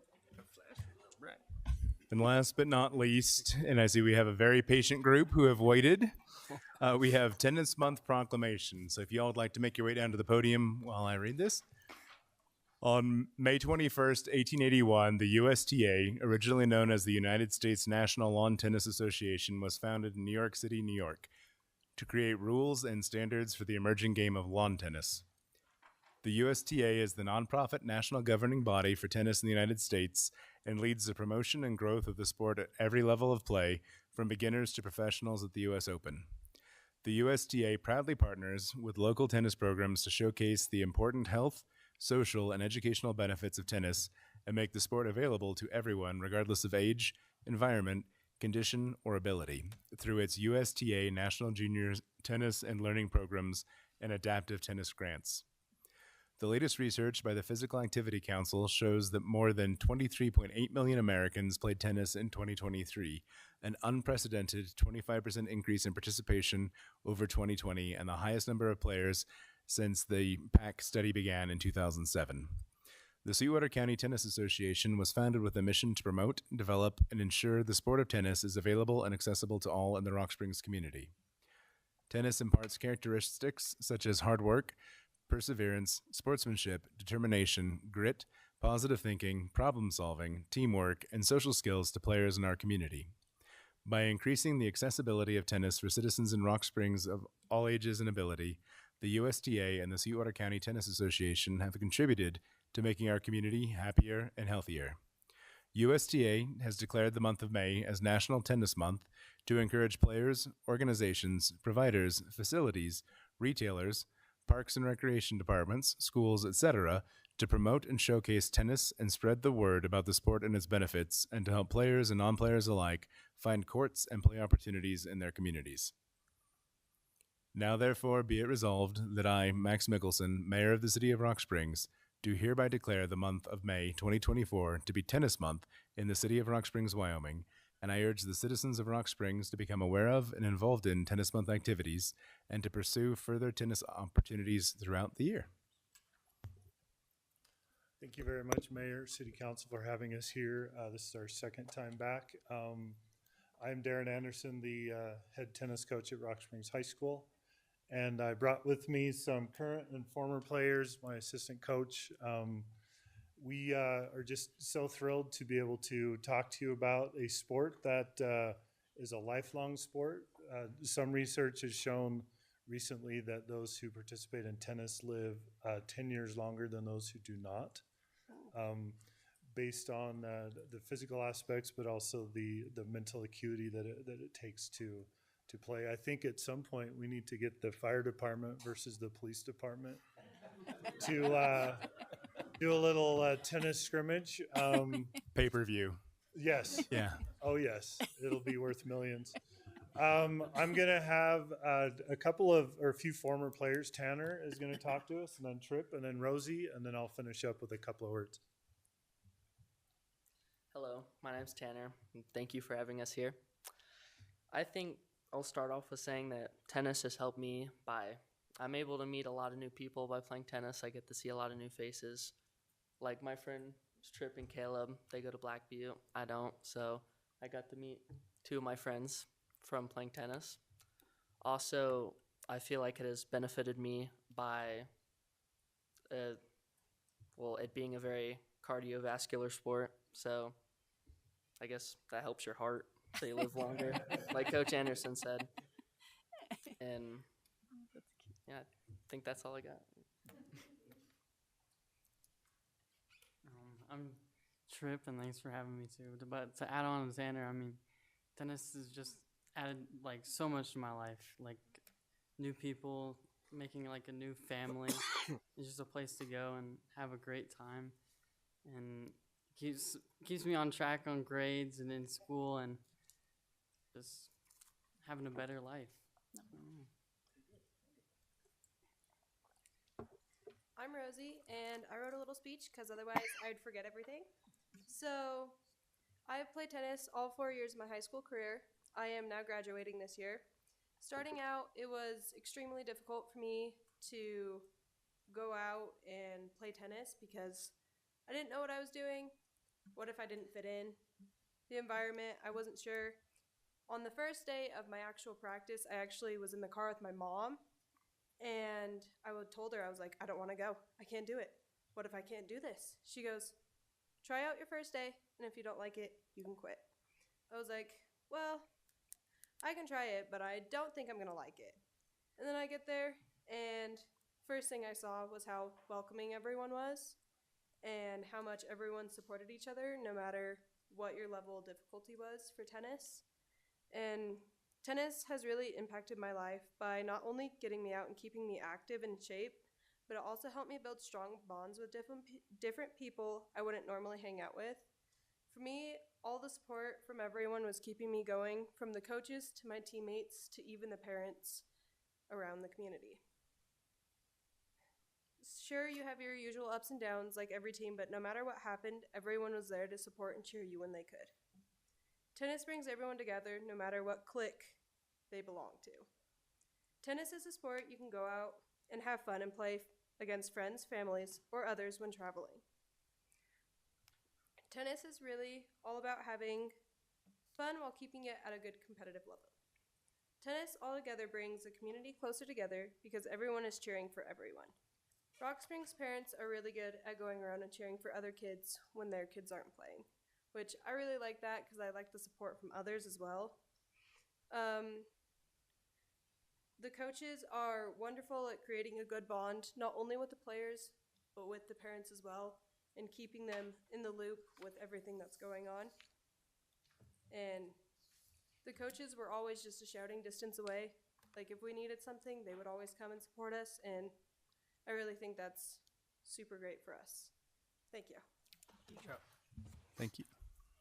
So I've had many experiences like Rosie, where kids show up to the first day of practice never having picked up a racket before, not knowing what to do, and they're immediately welcomed in, and it becomes a really family event. We have a Tiger tennis family that continues on and on and on. As far as tennis month, we were supposed to do it yesterday, but it was too cold. Okay, I would love it if the town would build some indoor tennis courts. I think you could talk to Rick about that. Rick, I'll be by tomorrow to get that going. We were supposed to have it yesterday, family community tennis event. We've switched it to next Monday. The weather's looking much better for that day. It will be at the Rock Springs High School tennis courts from 5 to 7 p.m. No experience necessary, just need to show up. We will have some of our players there to teach you how to swing a racket, hit a ball, have some fun. It's super informal, but we certainly, in the interest of sending out calendar invites, there would be another one perhaps to send out. So Very good. yeah. So thank you so much for having us here, and go out and play tennis. All right, excellent. After you came last year, I went and bought my then 7-year-old a tennis racket. And they are still in the garage, so I've done a terrible job of parenting. But have another chance. Yeah, Monday. There we go. Very good. Well, if you go on to join us all.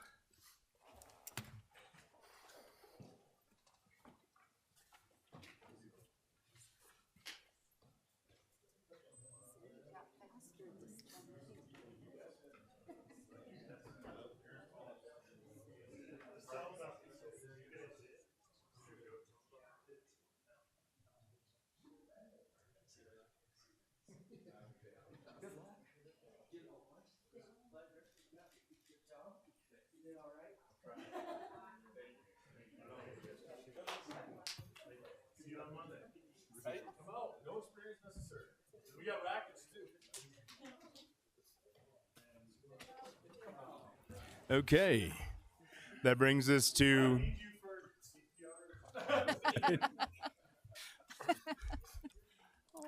If I end up going Monday, I'll call first.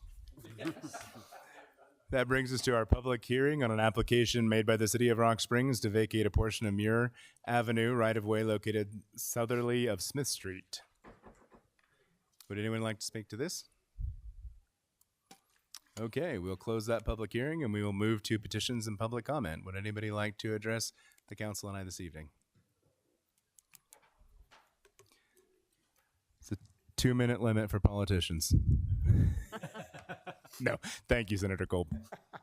Well, thank you, Mayor and Council. I got to keep it under 1:45. That was what Commissioner Jones took, so we got a running bet.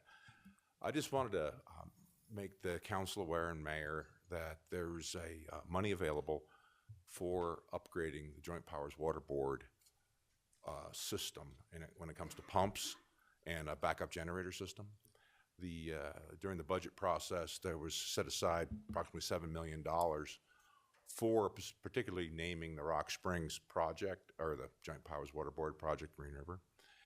And the issues come up that it cannot be set aside in that manner because the way water works when it comes to appropriations of funds. I'm bringing this in front of you to give you the information. So my hope is that maybe we could get a letter written of support to the Joint Powers Water Board on this project, because they're going to have to submit an application to the state of Wyoming like everybody else does to get that money, because the way they did it, like I say, just didn't function the way they intended it to function. So I think it's an opportunity here that we can upgrade our water system and get some redundancy. And that was really my purpose for standing up. And thank you. Any questions, Mayor, Council? Council? No, I think we can definitely do that. And if you're going to bring us money, you can talk as long as you want. Oh, that's an exception? Yeah, Okay. yeah, Well, 100% every time. Well, thank you, Mr. Mayor. Thank you, Senator Kolb. Okay, anyone else? All right, seeing none, we'll move forward with bills and claims, starting with the bills and claims for May 7th of 2024. Council, do we have a motion? Your Honor, Councilor Demas? I make a motion to approve bills and claims for May 7th, 2024. Thank you. Do we have a second? Second. Thank you, Councilor Hanson. Is there any discussion? Hearing none, all those in favor, please indicate by saying aye. Aye. Any opposed? Any abstaining? Abstaining. Abstaining. Okay, so the motion carries with Councilors Thompson and Pedri abstaining. Next up, we have the salaries for April 22nd of 2024. Council, do we have a motion? Your Honor, Councilor Demus? I make a motion to approve the salaries for April 22nd, 2024. Thank you. Do we have a second? Second. Thank you, Councilor Hanson. Is there any discussion? Hearing none, all those in favor, please indicate by saying aye. Aye. Any opposed? Any abstaining? Abstaining. Abstaining. Okay, the motion carries with Councilors Pedri and Thompson abstaining. That takes us to new business, the first being the approval of the preliminary budget for the City of Rock Springs for the period ending June 30th, 2025. Do we have a motion? So moved. Thank you, Councilor Botello. Do we have a second? Second. Thank you, Councilor Thompson. Is there any discussion? Hearing none, all those in favor, please indicate by saying aye. Aye. Any opposed? Any abstaining? Motion carries unanimously. Next item of new business is a request from the Finance Department for permission to dispose of surplus property. Do we have a motion? Your Honor, Councilor Demus? I make a motion to approve this request. Thank you. Do we have a second? Second. Thank you, Councilor Zadi. Is there any discussion? Hearing none, all those in favor, please indicate by saying aye. Aye. Any opposed? Any abstaining? Motion carries unanimously. Next is a request from the Police Department for permission to fill a vacant evidence technician position. Do we have a motion? So moved. Thank you, Councilor Botello. Do we have a second? Second. Thank you, Councilor Thompson. Is there any discussion? Hearing none, all those in favor, please indicate by saying aye. Aye. Any opposed? Any abstaining? Motion carries unanimously. Next, we have a request from the American Legion Riders Post 24 for a road closure from 501 South Main Street to the corner of South Main and East Streets for their 19th annual charity run on June 8th, 2024 from 9 a.m. to 10 p.m. Do we have a motion? Your Honor, Councilor Demus? I make a motion to approve this request. Thank you. Do we have a second? Second. Thank you, Councilor Botello. Is there any discussion? Hearing none, all those in favor, please indicate by saying aye. Aye. Any opposed? Any abstaining? Motion carries unanimously. Our next item is a request from the Rock Springs Chamber of Commerce for approval of a parade route for their annual Liberty Parade on July 4th, 2024 on Gateway Boulevard from 9 a.m. until 11:30 a.m. Do we have a motion? Your Honor, Councilor Hanson? I move to approve this request. Thank you. Do we have a second? Second. Thank you, Councilor Demus. Is there any discussion? Hearing none, all those in favor, please indicate by saying aye. Aye. Any opposed? Any abstaining? Motion carries unanimously. Our final item of new business is a request for 7 malt beverage permits from the Sweetwater Dirt Racing Alliance for the Sweetwater Speedway races on May 24th and 25th, June 21st and 22nd, and July 4th and through the 6th of 2024 from 5 p.m. until midnight at the Sweetwater Speedway. Do we have a motion? Your Honor, Councilor Hanson? I move to approve this request. Thank you. And do we have a second? Second. Councilor Petrie? Is there any discussion? Hearing none, all those in favor, please indicate by saying aye. Aye. Any opposed? Any abstaining? Abstain. They are a client of mine. Thank you. The motion carries with Councilor Zadi abstaining. That brings us to our slurry of resolutions, the first being 2024-47. A resolution accepting and approving a contract between the City of Rock Springs, Wyoming and DiBernardi Construction Company, Inc. in the amount of $440,000 and authorizing Max Mickelson as mayor and Matthew L. McBurnett as city clerk to execute said contract on behalf of the City of Rock Springs. Thank you. Do we have a motion? So moved. Honor, Councilor Demus? I make a motion to approve Resolution 2024-47. Thank you. Do we have a second? Second. Thank you, Councilor Botello. Is there any discussion? Hearing none, all those in favor, please indicate by saying aye. Aye. Any opposed? Any abstaining? Abstain. They are a client of mine as well. Thank you. The motion carries with Councilor Zadi abstaining. Next up is Resolution 2024-48. A resolution accepting and approving a contract with R&D Sweeping and Asphalt Maintenance, LC, in the amount of $60,961.35 and authorizing Max Mickelson as mayor and Matthew L. McBurnett as city clerk to execute said contract on behalf of the City of Rock Springs. Thank you. Council, do we have a motion? Your Honor. Councilor Petrie? I move to approve Resolution 2024-48. Do we have a second? I will second that. Thank you, Councilor Hanson. Is there any discussion? Hearing none, all of those in favor, please indicate by saying aye. Aye. Any opposed? Any abstaining? I'm abstaining on this one as well, as R&D is a client of mine. Thank you. The motion carries with Councilor Zadi abstaining. Our next resolution is 2024-49. A resolution accepting and approving an advertising trade agreement with TRN Media, a digital media platform to trade advertising for recreation passes at the Rock Springs Family Recreation Center. Thank you. Council, do we have a motion? Your Honor, Councilor Demus? I make a motion to approve Resolution 2024-49. Do we have a second? Second. Thank you, Councilor Botello. Is there any discussion? Hearing none, all those in favor, please indicate by saying aye. Aye. Opposed? Abstaining. Motion carries unanimously. Our next item is Resolution 2024-50. A resolution accepting and approving an agreement to purchase real property between Madeline Pitch and the City of Rock Springs, Wyoming, and authorizing Max Mickelson as mayor and Matthew L. McBurnett as city clerk to execute said agreement on behalf of the City of Rock Springs. Thank you. Council, do we have a motion? Your Honor, I'd move to approve Resolution 2024-50. Thank you, Councilor Zadi. Do we have a second? Second. Thank you, Councilor Demus. Is there any discussion? Hearing none, all those in favor, please say aye. Aye. Opposed? Abstaining? Motion carries unanimously, bringing us to Resolution 2024-51. A resolution accepting a quitclaim deed from Madeline and Peter Pitch for the real property situated in the County of Sweetwater, State of Wyoming. Thank you. Council, do we have a motion? Your Honor, I move to approve 2024-51. You guys are really going to leave just when it's getting interesting? Thank you, Councilor Botello.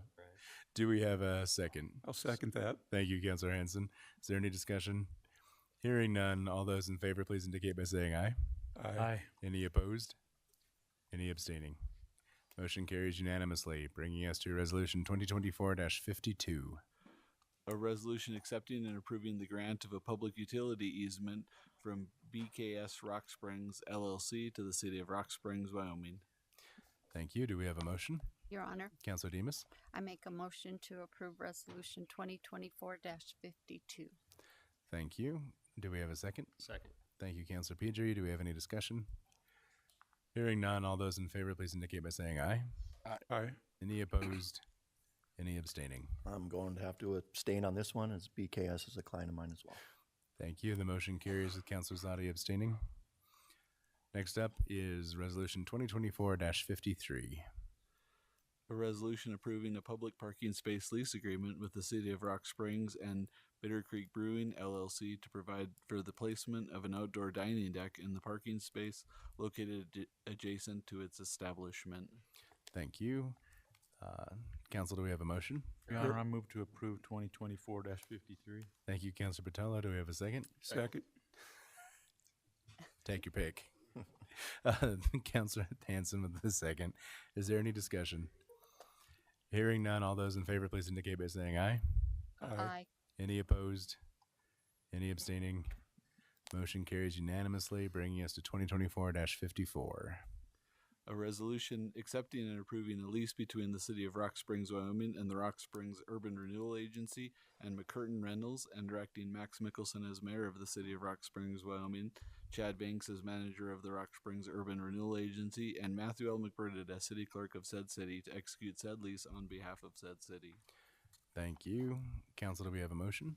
Your Honor, Councilor Demus? I make a motion to approve Resolution 2024-54. Thank you. Do we have a second? Second. Thank you, Councilor Pedri. Is there any discussion? Hearing none, all those in favor, please indicate by saying aye. Aye. Any opposed? Any abstaining?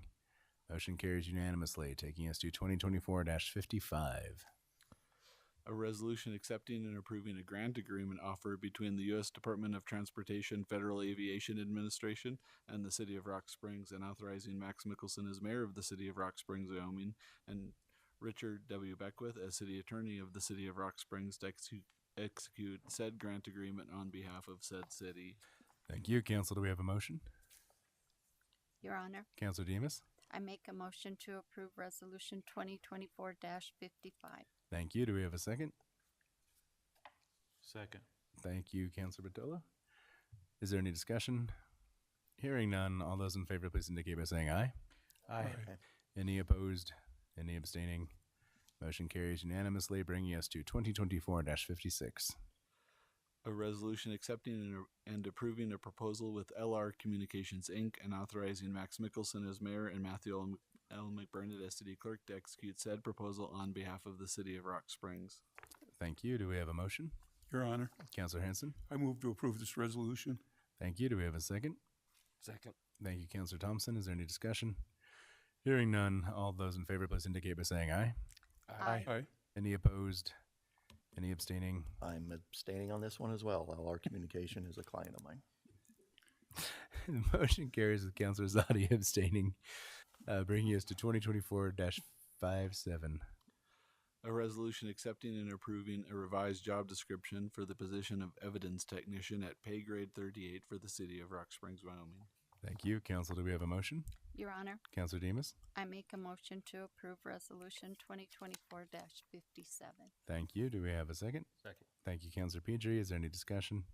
Hearing none, all those in favor, please indicate by saying aye. Aye. Aye. Any opposed? Any abstaining? Okay, motion carries unanimously. There's only 4 more, guys. We're getting there. Bringing us to Resolution 2024-58. A resolution accepting and approving a proposal from McGee, Hearn and Pies, LLP, certified public accountants and consultants to audit the financial records of the city of Rock Springs for the fiscal year ending June 30th, 2024, and authorizing Max Mickelson as mayor of the city of Rock Springs, Wyoming, and Matthew L. McBurnett as city clerk of the city of Rock Springs, Wyoming, to execute and confirm said proposal on behalf of the city. Thank you. Council, do we have a motion? Your Honor, Councilor Demus? I make a motion to approve Resolution 2024-58. Thank you. Do we have a second? Second. Thank you, Councilor Botello. Is there any discussion? Hearing none, all those in favor, please indicate by saying aye. Aye. Any opposed? Any abstaining? The motion carries unanimously, taking us to 2024-59. A resolution accepting and approving a contract between the city of Rock Springs, Wyoming and Kilgore Companies, LLC, doing business as Lewis and Lewis, Inc., in the amount of $1,380,200.15, and authorizing Max Mickelson as mayor and Matthew L. McBurnett as city clerk to execute said contract on behalf of the city of Rock Springs. Thank you. Council, do we have a motion? So moved. Thank you, Councilor Botello. Do we have a second? Second. Thank you, Councilor Zadi. Is there any discussion? Hearing none, all those in favor, please indicate by saying aye. Aye. Any opposed? Any abstaining? Motion carries unanimously, taking us to Resolution 2024-60.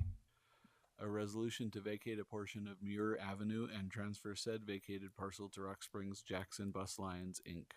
Thank you. Do we have a motion? Your Honor, Councilor Zadi. I'd like to move to approve Resolution 2024-60. I'd also like to invite Joe up here to sing if he would. I'm not not saying my vote is dependent on this, but a good performance wouldn't hurt. Just out of curiosity. Yeah. Little, very good.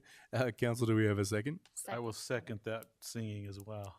He's seconding the singing. Councilor Petrie seconded the motion. Is there any discussion? Hearing none, all those in favor, please indicate by saying aye. Aye. Any opposed? Any abstaining? Motion carries unanimously, bringing us to our final resolution of this evening, 2024-61. A resolution accepting and approving a subcontract grant award and agreement for high-intensity drug trafficking area funding from the Wyoming Division of Criminal Investigation and authorizing Max Mickelson as mayor of the city of Rock Springs, Wyoming, to execute said agreement on behalf of the city. Thank you. Is there a motion? Your Honor, Councilor Hanson? I move to approve this resolution. Thank you. Is there a second? Second. Thank you, Councilor Thompson. Is there any discussion? Hearing none, all those in favor, please indicate by saying aye. Aye. Any opposed? Any abstaining? Motion carries unanimously, bringing us to our ordinances. There are 4 up this evening, 2 of which are on their 3rd reading. The first one is 2024-02. An ordinance amending Article 17.1 of the ordinances of the city of Rock Springs entitled Rock Springs Labor Management Relations Ordinance. Thank you. Council, do we have a motion? Your Honor, Councilor Batolo? move to approve ordinance 2024-02. Thank you. Do we have a second? Second. Thank you, Councilor Demus. Is there any discussion? Hearing none. Matt, if you'll run us through. Councilor Batolo, Yes. Hanson, Yes. Zadi, Yes. Pedri, Yes. Demus, Yes. Thompson, Yes. Mayor Mickelson. Yes. The ordinance passes unanimously, taking us to 2024-03, which is also up for its third reading. An ordinance creating Article 1112 of the ordinances of the City of Rock Springs entitled CenturyLink Communications LLC within Chapter 11 franchises and right-of-ways. Thank you. Council, do we have a motion? Your Honor, Councilor Zadi? I'd like to offer an amendment to the ordinance. It was brought forth by Mr. Beckwith. I'd like to add section 11-1215, a sunset provision that states that this ordinance shall remain in full force and effect until May 7th, 2029, which shall be the sunset date. Upon this sunset date, the ordinance shall automatically expire and be of no further force or effect unless a new or extended ordinance is enacted by the City Council prior to said date. Okay, very good. Do we need a second for that? Yes. Yeah. My brain left a second ago. Councilor Demus? second. Thank you. Okay, all those in favor of the amendment, please indicate by saying aye. Aye. Okay. Any opposed? Any abstaining? Okay, the amendment carries, which then we would be looking for a motion to pass the ordinance as amended. Your Honor, Councilor Zadi? I'd make a motion to pass Resolution 2024-03 as amended. Thank you. Do we have a second? Second. Thank you, Councilor Demus. Is there any discussion? Hearing none, Mr. McBurnett, you could walk us through. Councilor Hanson, Yes. Zadi, Yes. Pedri, Yes. Demus, Yes. Thompson, Yes. Batolo, Yes. Mayor Mickelson. Yes. The next two ordinances are on their first readings, so we won't look for a motion, but it would be a good opportunity if anybody has questions up here to ask them now. So we'll start with 2024-04. An ordinance renaming a portion of Grant Street to Art Castillo Way. Any questions? I would like to note that Coach Castillo was selected as the National Junior College Athletic Association Coach of the Year for the second year in a row. So it's pretty impressive stuff. And then we will finish up with 2024-05. An ordinance creating Article 11.3 of the ordinances of the City of Rock Springs entitled Level 3 Communications LLC and its affiliate subsidiaries, successors, or assigns within Chapter 11 franchises and right-of-ways. Thank you, sir. And that brings us to council updates. If anybody would like to share anything. Your Honor, Councilor Hanson? I'd just like to point out that Thursday is a special day for our mayor, and I wanted to let you know that the council, all the councilors, department heads, and citizens want to wish you a happy birthday. Well, thank you. I don't know if everybody knows this, but Kristen and I are birthday buddies. Oh, okay. Yeah, we are both May 9th kids, so although she's more of a kid than I am. But with that, we are